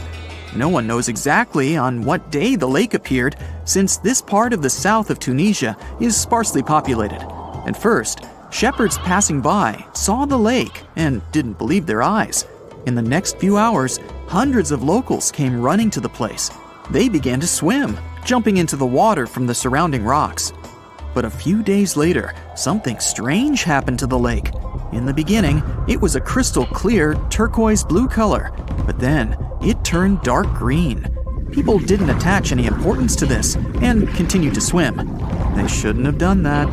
The scientists and geologists arrived and immediately announced that it wasn't safe to swim in the lake. Muddy green water means the lake is stagnating. It's not refreshed, it's not fed by underground springs. Now the lake is filled with algae and a lot of harmful bacteria that can cause serious diseases. They also found out that this region of Tunisia is filled with huge deposits of phosphate. This substance can disintegrate and leave radioactive traces. The lake can be carcinogenic, toxic, and hazardous for any living organism. But people didn't worry about this too much. They walk in the middle of the desert, while the sun heats the air to 104 degrees Fahrenheit. Most of them are unlikely to refuse to jump into cool water, despite the warnings of scientists. Until now, no one knows exactly the reason for the appearance of the lake. Some scientists believe the lake was formed because of heavy rains. The lake is surrounded by rocks and is located inside a canyon. The water could just accumulate after each storm. Some geologists think an earthquake was the cause of the lake. a small seismic activity provoked the rupture of the Earth's rock above the water table, and through this hole, all the water splashed out. And if this theory is correct, then the lake can be pulled back underground through cracks. This is the same as when you pull the plug out of a drain hole in a filled bathtub. Any small earthquake is like pulling the plug out. Therefore, if you find yourself in these places, don't swim in this radioactive lake. We're going to the Caribbean Islands region. Among the clear blue sea, you can find a unique lake. It's located on one of the paradisical islands. You may not even notice the lake right away. The entire territory may seem like a huge concrete platform, but the main thing is not to step on its surface. Pitch Lake is a lake filled not with water, but with liquid asphalt. This is the largest asphalt deposit in the world. Steam is coming from all over the lake as it's hot. The depth of this lake is 250 feet. An entire passenger Boeing could fit there in an upright position. The lake is not fully studied, but scientists believe there's a deep fault in the Earth's crust under it. A huge amount of oil seeps through it. It passes through various chemical compounds and turns it into the asphalt. According to rough estimates, there are about 10 million tons of hot material inside this place. Theoretically, no life can exist in such conditions, but scientists have discovered a colony of microbes. Somehow, these creatures have learned to survive here. This also suggests that life outside of our planet may exist. The largest moon of Saturn, Titan, has many hydrocarbon lakes on the surface. And if the simplest forms of life appeared among a million tons of molten asphalt here on Earth, then nothing prevents them from appearing on Titan. We're going to Indonesia, to the island of Java. You need to climb a large volcano to see the next phenomenon. The volcano is overgrown with grass and trees, but it doesn't seem to be sleeping. Smoke is pouring out of its mouth. You climb to the top and see a clear lake instead of boiling magma. The blue sky is reflected in its bright turquoise surface. But don't try to jump there. This lake is filled with acid. The magma inside volcanoes comes from the deep bowels of the Earth's crust. The incandescent liquid consists of many molten metals and chemical compounds, and the lake is filled with particles of these metals. In addition, the volcano emits sulfur dioxide gases. When they combine with metals, they form a beautiful turquoise color. You'd better come back here at night. In some places, a lot of sulfur is concentrated. These accumulations come out of the lake and come into contact with the air. When this happens, everything around bursts into bright blue flame. It's safe to observe this from the side, but don't get too close. Nearby, on this island, there's another acid lake. It also releases sulfurous gases into the air, which are easily ignited when in contact with oxygen. And when this happens, the gases burst into a bright blue electric flame. It's difficult to see the flames during the day. At night, you can see these flashes from afar. Our next location is Australia. You start the drone high above the forest area. Among the green dense forests, you can see a bright pink spot. It's our lake. This time, the beautiful pink color may not stop you from swimming. You can relax here and take beautiful photos. The lake attracts thousands of tourists, but scientists have only recently been able to find out the reason for the unusual color. At the bottom of this salty lake in Melbourne, special algae grow and secrete a red pigment. In combination with sunlight, high temperatures, and a small amount of precipitation, it turns the lake pink. By the way, Australia is not the only place with such a phenomenon. There are lakes with a pink tinge of water all over the world. You can find them in Senegal, Bolivia, Kenya, and many other countries. The water of these places is also salty and contains the red pigment of unusual algae. We leave the hot beaches and fly to cold Canada. Here, we see a frozen Lake Abraham. We step on the ice and notice huge frozen bubbles inside. They resemble jellyfish, and there are thousands of them there. This is methane. It's a highly flammable substance. The grass, leaves, pieces of trees, and any organic substances that fall into the lake become food for a lot of bacteria that emit methane. Upon contact with frozen water, methane turns into tens of thousands of frozen balls. When the ice melts, the bubbles burst and sizzle. This phenomenon can also be observed on some shores of the Arctic Ocean. There, The size of the bubbles can reach several times more than balloons. It's a beautiful sight, but it's not safe since methane ignites when it contacts with air. We're in the coldest place of our journey. It's Antarctica, near the driest desert on Earth. A dry place doesn't mean it has to be hot. It's an area with minimum precipitation. The desert isn't sand and cacti, but a place where almost no living life inhabits. Some areas of Antarctica meet these two criteria. However, in this icy desert, you can notice a tiny lake. Its depth is only a few inches. Technically, it's a pond, but the most amazing thing is that it stays in a liquid form. The temperature here drops to negative 58 degrees Fahrenheit. The pond should be frozen, but this doesn't happen. Don Juan Pond is one of the saltiest reservoirs on the planet. The amount of salt here doesn't allow the water to freeze. Scientists have been studying this lake for more than 60 years, but they still can't find out the exact reason for the appearance of water here. Dinosaurs, big ancient bugs, creepy spiders, and scary insects are all cute animals compared to the monsters that lived on Earth about 500 million years ago. For example, here's a creature that swam in the water like a stingray and had 3 eyes. Its mouth was like a pencil sharpener. 2 long claws with forked tips like pincers protruded from its head, and its gills were somewhere in the back. This is not a thing from a sci-fi movie.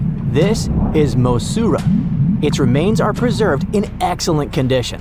Let's look at it more closely and study other similar monsters. The Cambrian Explosion. Remember this name. This period is also called the biological Big Bang, the time when a huge number of different living creatures began to appear in the ocean, large, small, and tiny. The ancestors of almost all modern animal groups were most likely born during the Cambrian Explosion, which lasted from 541 to 485 million years ago. It was a time when the first truly effective and terrifying predators appeared on Earth. One of them was Mosaura. It's only the size of an index finger, but you would never want to meet such a creature while swimming in the sea. It's scary to imagine what it could do with its pencil sharpener-shaped mouth.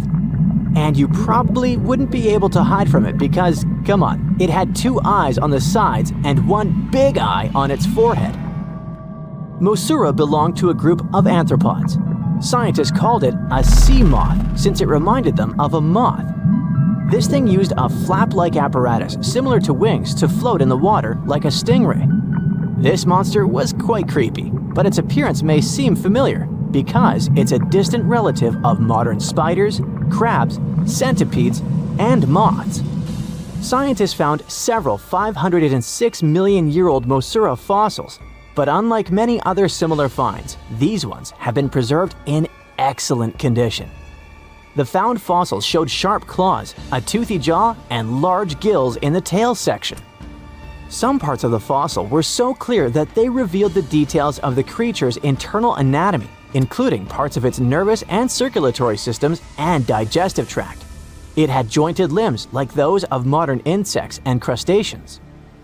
When this monster swam in the sea, it probably grabbed its prey with long spiked claws sticking out of its head. Many Mosaura relatives have claws covered with multiple spikes, which help them grab food. But that ancient creature had smooth claws forked at the tips. That is, it grabbed the prey with those tongs, using them like chopsticks, and then brought it to its mouth.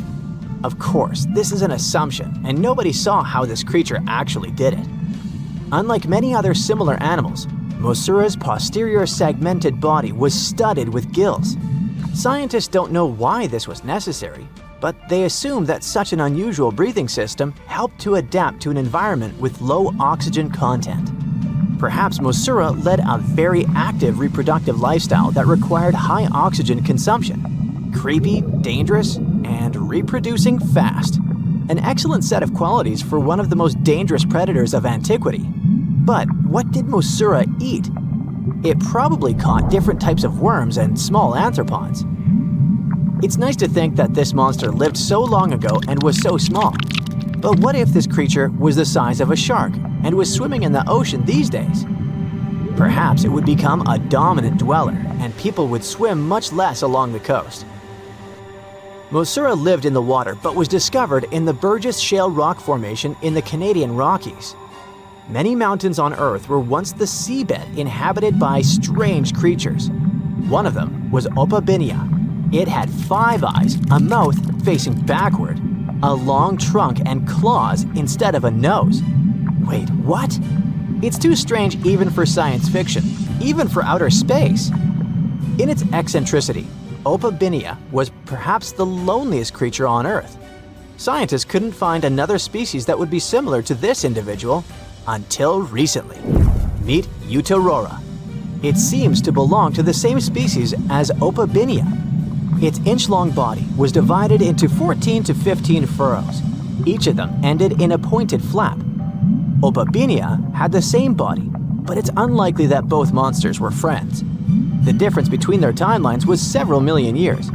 It's hard to imagine why these monsters needed such strange body structures. Why haven't modern filmmakers used the design of those animals to create cool space monsters yet?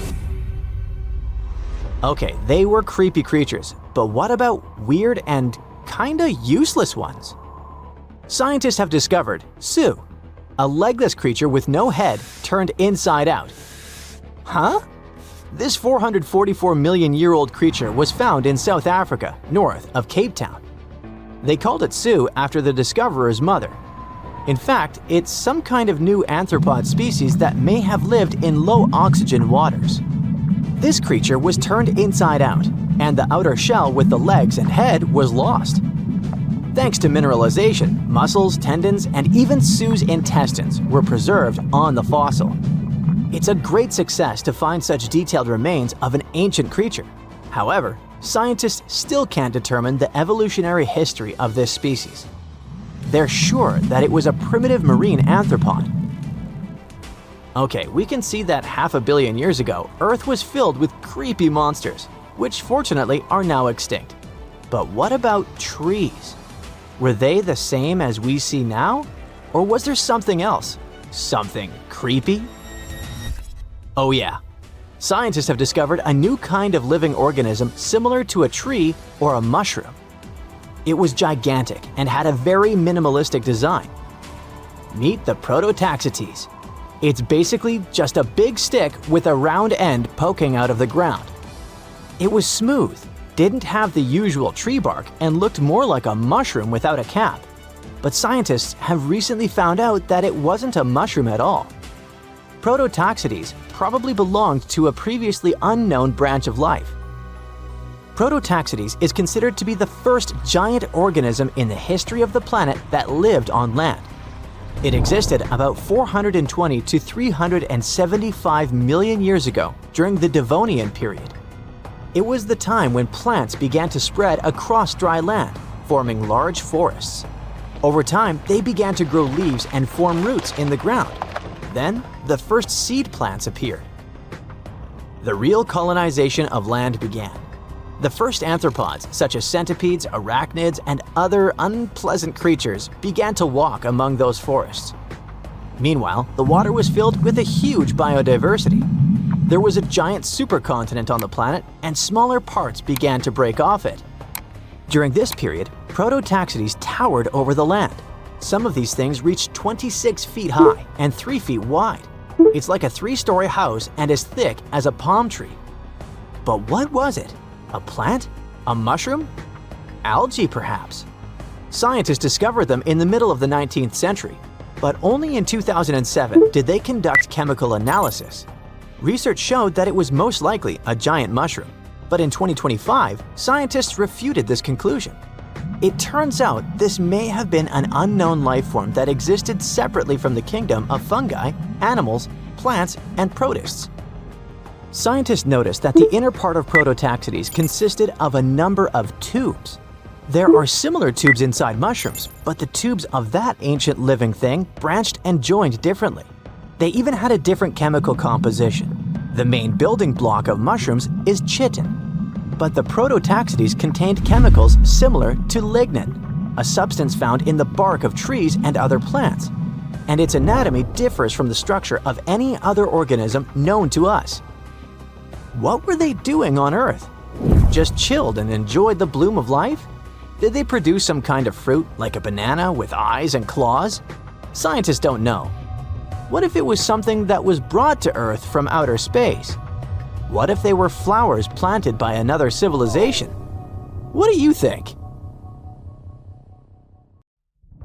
Now here's something. Baltic amber is one of the most common resins found in the world. The reason for this is that due to the vast forests of pine, their numerous deposits are so common they provide wonderful treasures from long ago. Ants are especially common in the Baltic amber, which comes from pine trees. Its resin is rich in sugar, so the ants often live amongst the trees, close to the easy source of food. One block found in East Germany has preserved one ant that is estimated to be about 48 million years old. Think of the birthday cake. But what makes this find interesting is another animal inside the amber. It's a mite, notorious hunters in the insect world, capable of traveling at great speed. These guys quickly latch onto their hosts, sucking them dry. They're also capable of destroying entire hives in one go. And within this piece of amber, the amber provides a display of their final struggle. In Southeast Asia, feathers belonging to something unique have been found from 80 million years ago. They were captured in resin during the Cretaceous period, a peak time for dinosaurs. The many feathers inside are from the coelurosaur. It looks like a dinosaur, but this animal is more related to birds. Other feathers like this have been found in resin. They belong to avian and other non-flying dinosaurs. The discoveries have helped reimagine what dinosaurs actually look like. Still, dinosaurs may have had feathers instead of being completely bald. Of course, for most of them, the feathers weren't used for flying, but they helped the dinos stay warm. However, the feathers weren't all that was found, and a part of the coelurosaur's tail is also preserved. Still, it's so small and ancient that its DNA hasn't survived to map their entire genome. The enclosed tail is also very delicate, and it can't be removed from its protective amber shell. But although these findings can only be observed, they've still provided a great insight in the evolution of birds. But how does amber preserve things so effectively, even at the initial stages? The trees produce the resin to protect any small gaps in the bark against feeding insects. Its antiseptic nature and lack of water content ensures it doesn't degrade for a long time.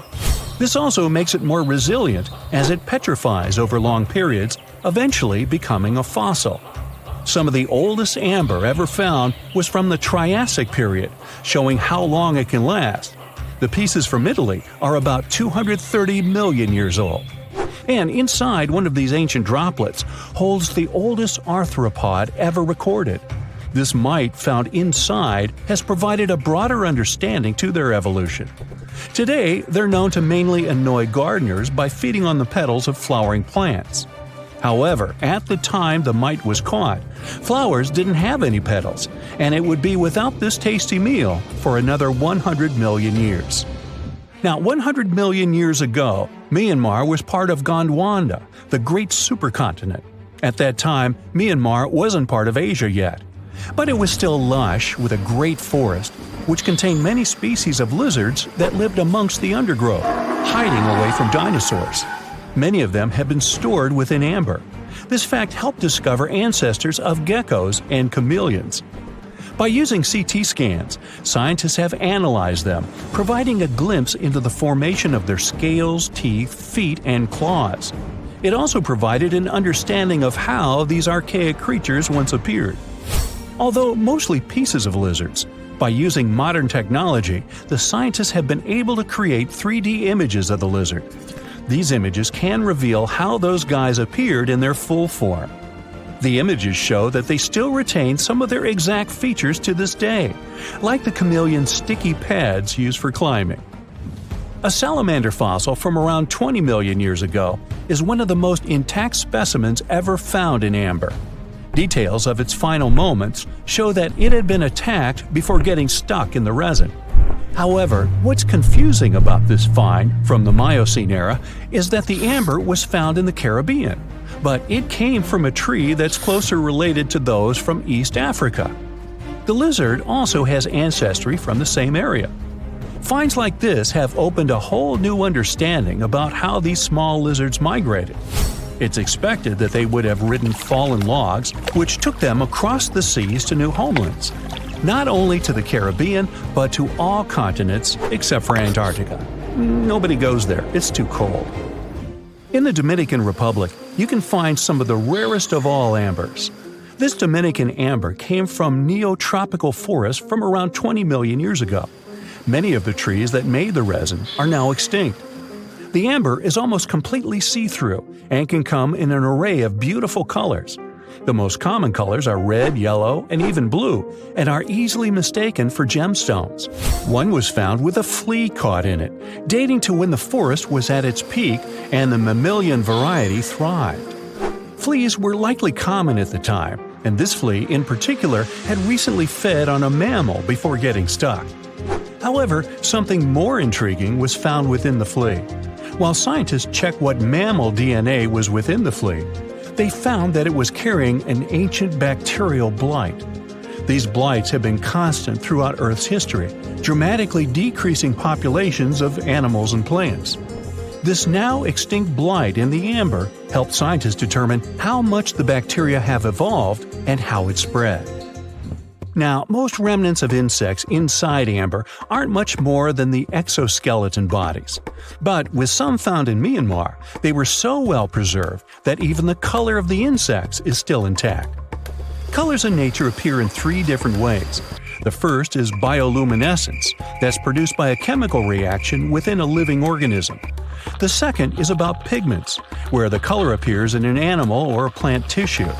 The third is called structural coloration, and the production of colors here is explained by microscopic surfaces fine enough to react with the light. The rare insects in amber were found in the form of structural coloration, but only at specific wavelengths. It all explains the very intense colors rarely found. 99 million years later, these bugs can still show their vibrant colors – blue, purple, and green. Some of them appear so different in color and shape that they almost look like they're from another world. Which of course they are, a very old one. Ants have been around for about 168 million years, based on fossil evidence provided. They're well known for their social hierarchies and their hive mind system. They've dominated almost every corner of the insect world, but when these social capabilities came about have been difficult to determine. Yet, recently, amber dated from 100 million years ago has shed some light into their evolution. Several amber pieces have preserved various ant types, including the worker ants, guardian or soldier ants, and even a queen ant. Before these pieces were found, it was estimated their social nature occurred millions of years later. A piece of amber, dated 100 million years ago, helped shed light on the evolution of birds. A perfectly preserved bird that hatched preserved in amber was already equipped with its flight feathers. With the earlier physical abilities, they would be capable of moving around the nest by themselves at a very young age, and it's expected they could search for their own food almost immediately. But as birds continue to evolve and spend more time in the skies, their brain developed larger for their cognitive abilities. After hatching, their early development was then more focused on the brain, and the chicks slowly became more reliant on their parents over time. In Spain, a massive treasure trove of amber and other fossils has been found. Inside, there were remnants of an entire ecosystem that existed 110 million years ago. A bunch of individual fossils were found. The vast collection includes many types of insects, mollusks, arachnids, plants, 50 different dinosaur bone fragments, feathers, and hair from mammals, and a McDonald's burger wrapper. Nah, just kidding. With the abundance of findings, it's helped researchers understand the ancient terrestrial ecosystem that once existed. With loads of specific details of the environment, they've reconstructed the swamp. This way, it's now possible to experience what it was like in the world of dinosaurs. Humanity has been looking to the stars, searching for secrets that outer space is hiding. But deep underground, within the soil of our own planet, there are literal troves of fantastic things just waiting to be discovered. How can you talk about excavations and not mention Egypt? In 2019, archaeologists uncovered a tomb of a high official in South Saqqara, who lived about 4,400 years ago. His name was Kui, and the hieroglyphs on the walls of the tomb recited his many titles, one of which was the sole friend of the pharaoh of the time. The discovery could have been pretty usual for Egypt, if not for the tomb's interior. The walls, the ceiling, and even parts of the floor were covered in hieroglyphs, pictures, and intricate patterns. But what surprised the scientists the most was how well preserved the colors of those images were. Despite the cracks and chips on the walls and the ceiling, they were still bright and vivid, almost as if they had been painted recently. In Israel, a whole city was discovered by archaeologists in 2019. It dated back 5,000 years to the early Bronze Age and was home to about 6,000 people. Millions of tools, fragments of pottery items, and stone vessels were found at the site. Scientists say the city was so huge, it could be called the New York of the period.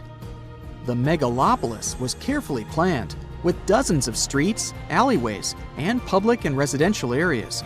Archaeologists state that the citizens used to live and trade not only with different regions, but also with various cultures and kingdoms. Bar Hill is an Iron Age settlement in eastern England, and archaeologists suddenly stumbled upon a very unusual thing there. As they were scouting the area, they looked inside one particular ditch and found thousands of frog bones. Later calculations showed more than 8,000 bones belonged to frogs and toads. There were no signs of damage. The bones lay in heaps and piles. Scientists have no idea what could have drawn so many frogs and toads to a single place. It's known that local people of the time ate frogs, so the settlement's inhabitants could have brought them there.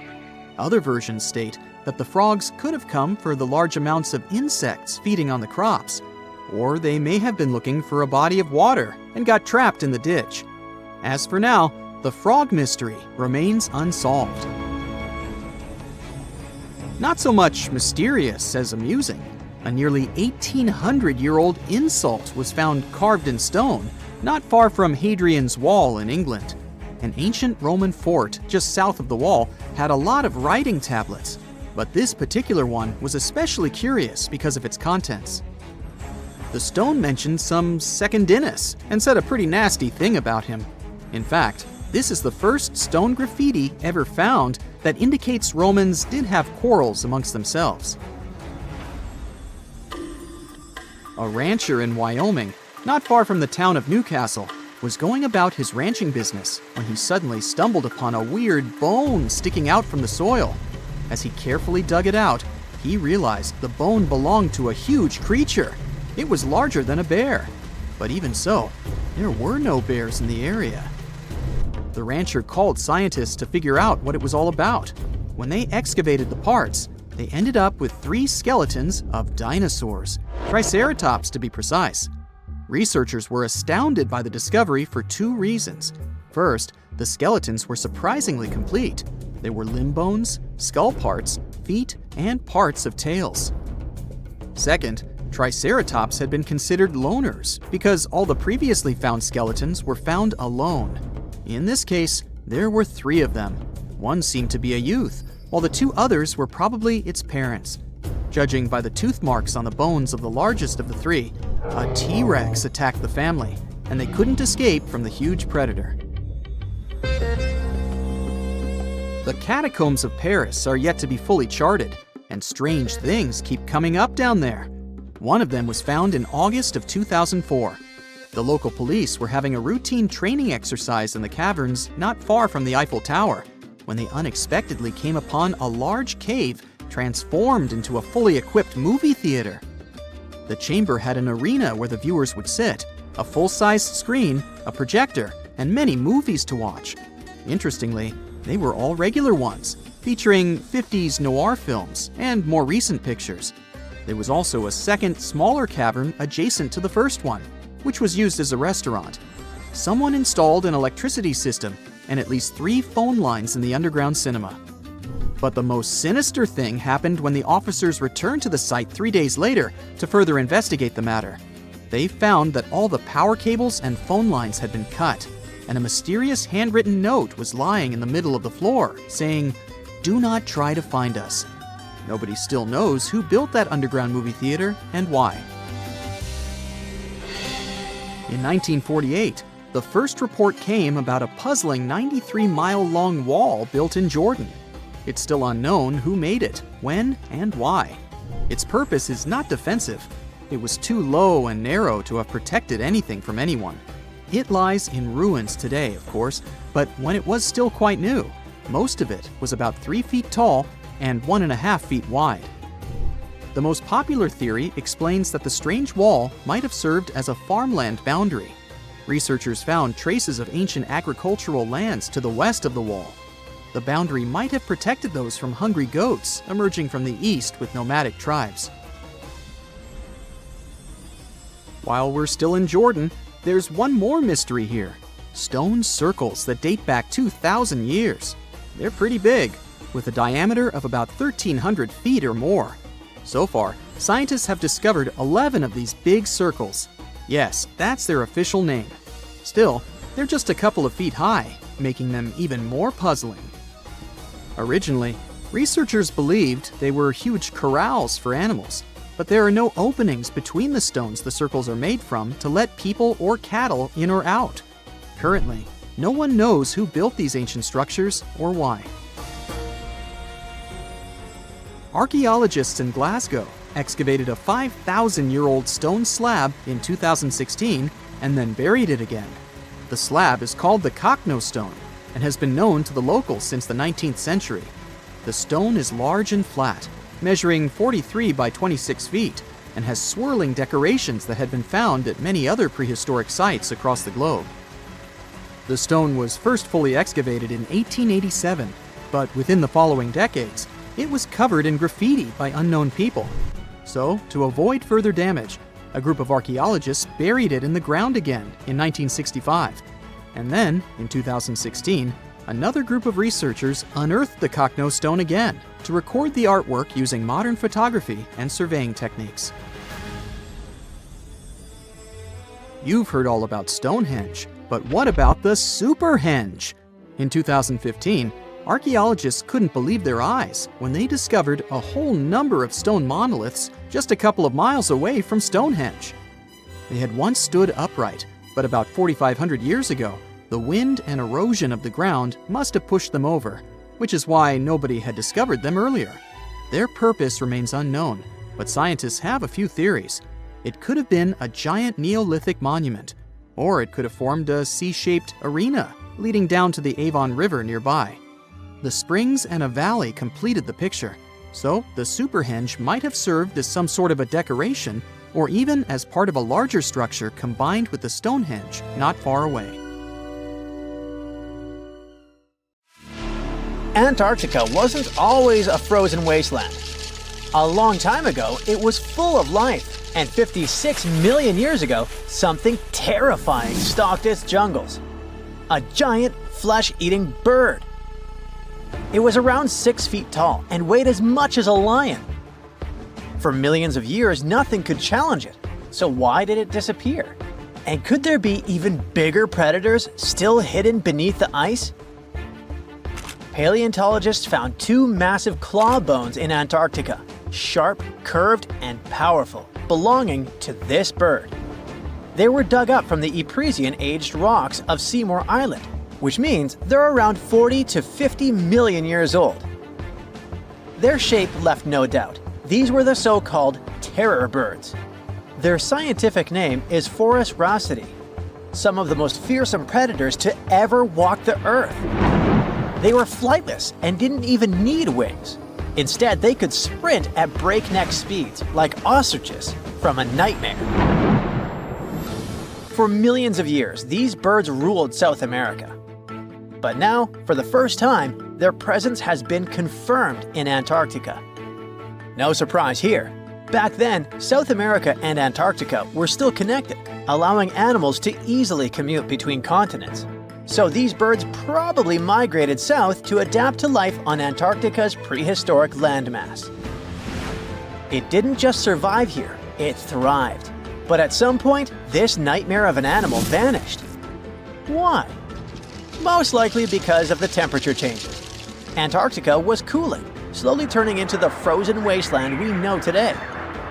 Its prey may have declined, leaving the predator without enough food. Eventually, it disappeared, leaving no descendants behind. Researchers hope that they'll find a complete skeleton eventually. They're also wondering where there might be even bigger species waiting to be discovered. Perhaps these birds evolved into a completely new Antarctic lineage. But for now, all we have are two giant, creepy claws.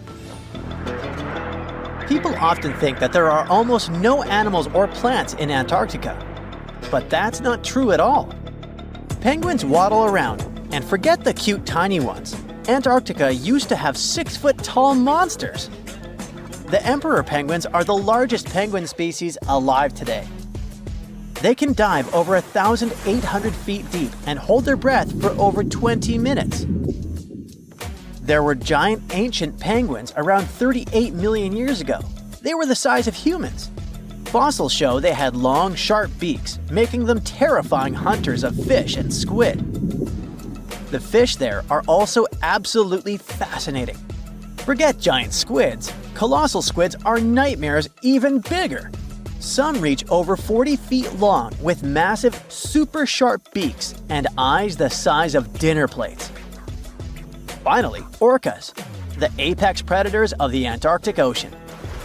They hunt in packs, working together like a wolf pack of the sea to take down seals, fish, and even massive whales. There are even tiny plants like moss and algae, Antarctic hairgrass, and pearlwort. They somehow survive against all odds. There are many other myths going on about Antarctica. For example, some people think that when icebergs break off from glaciers, they immediately start drifting straight into the open ocean until they melt. But the reality is way more chaotic. First, when an iceberg breaks off from a glacier or ice shelf, it has to deal with underwater obstacles. It can stay stuck on the seafloor for decades without moving. Then they get caught in powerful whirlpools and spin in place for months. One iceberg, a 23A, spent nearly 40 years frozen in place before finally breaking free, only to get caught in a swirling ocean vortex for another 8 months.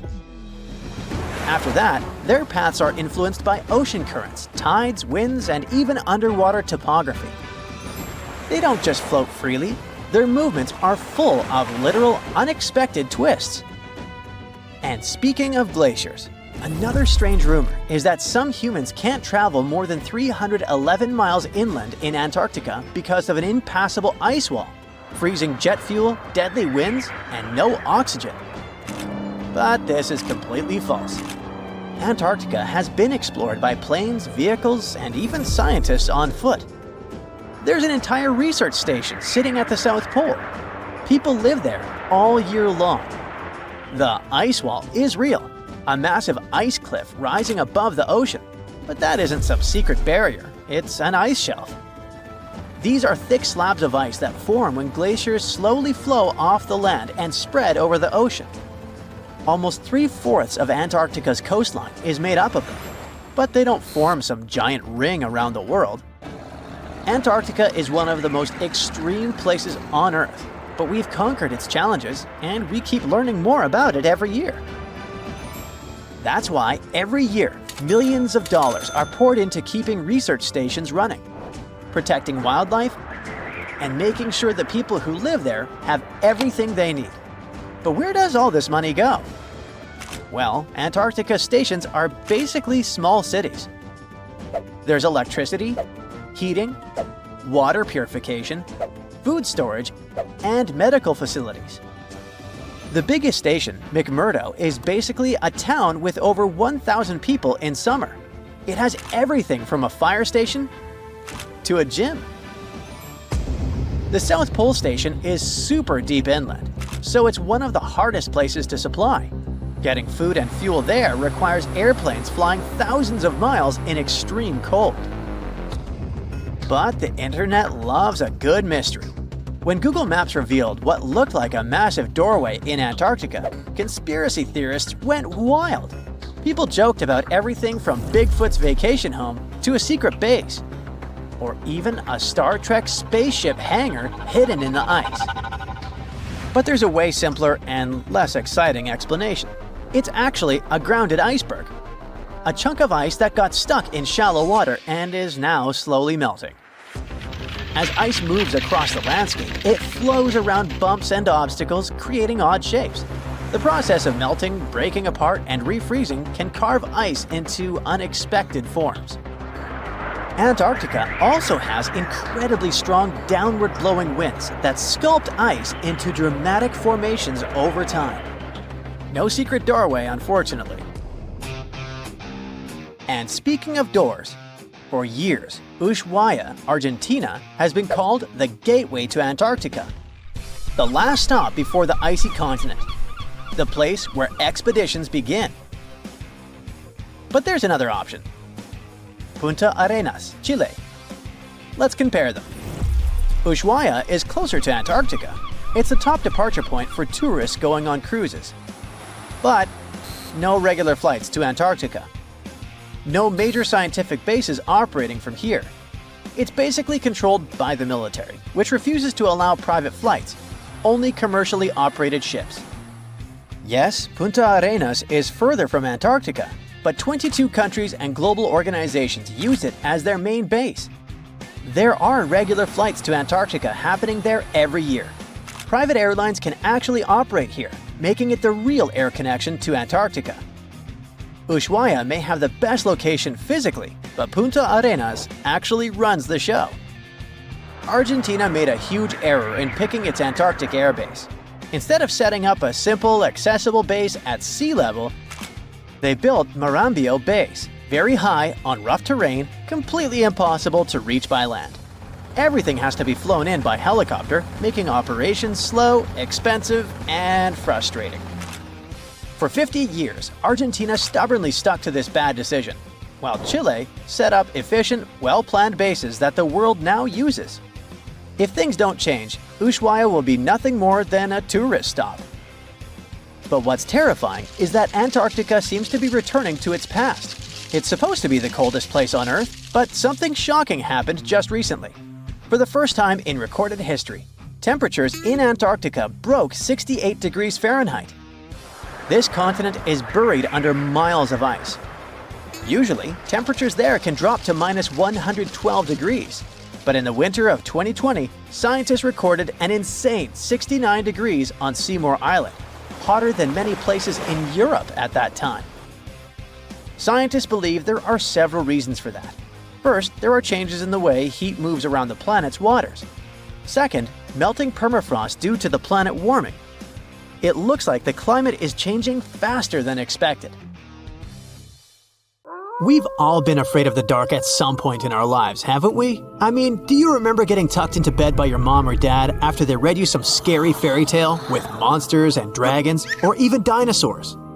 But just as your parents were about to turn the lights off and silently step out of your room, you remembered. What if there was something hiding under your bed? Or worse, what if some spooky creature was stuck somewhere in the closet? You could probably get up and check, but it was too dark out there. Wouldn't it be great to have some source of light that would come from within your body? You could always use it whenever you get surrounded by darkness. Unfortunately, as humans, we aren't able to do that. But there are a bunch of creatures out there that can, in fact, light themselves up. That's thanks to a little something scientists call bioluminescence. Animals and fish living in the ocean tend to have this talent more often than others.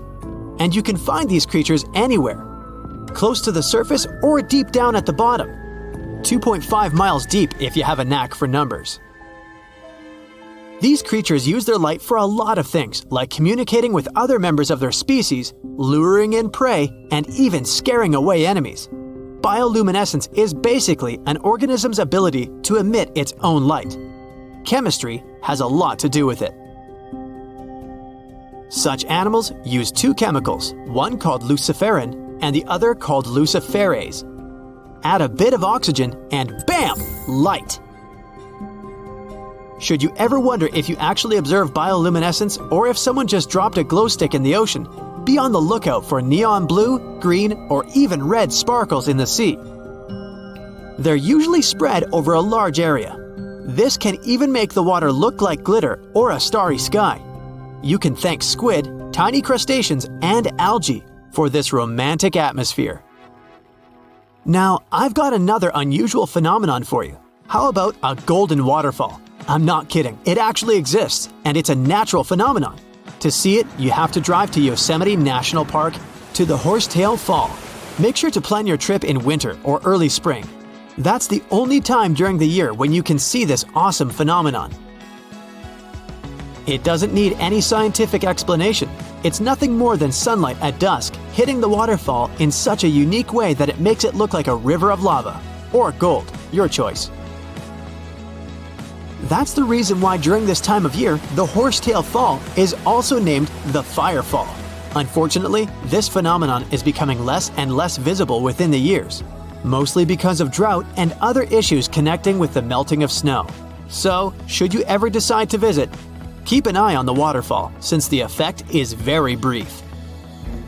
Ever heard of a dirty thunderstorm? It's also called volcanic lightning. Apparently, specialists looking into the phenomenon have yet to fully grasp what it is. When a regular thunderstorm happens, particles with positive and negative charges collide, hence the giant spark we call lightning. It also makes a lot of noise, which you can recognize as thunder. But when a volcano is erupting, some of the volcanic ash particles get electrically charged, and while getting projected into the air with a huge force, they collide and cause electrical discharges. This whole process makes it look like there's lightning coming from the volcano itself. Imagine all that ash, gas, and smoke coming from the crater, and then add some electricity to the mix. It'll make the whole picture look really bizarre. No wonder this phenomenon is called the dirty thunderstorm. Now, how about clouds that look like waves? Those are called asperitas clouds, and they're actually quite close to the ground, unlike your regular day-to-day clouds. The name comes from the word aspero, which in Latin translates to rough or uneven. On rare occasion, you may spot such clouds when the weather is calm, but they're mostly associated with thunderstorms. These clouds appear during unstable atmospheric conditions, and surprisingly, they don't produce rain. Even though they do resemble dark storm-like clouds, they also create random patterns, tricking your eyes into thinking you're looking at the surface of the sea from under the water. Another impressive kind of cloud is called mammatus clouds. What makes them so special is a series of bulges emerging from the base of each cloud.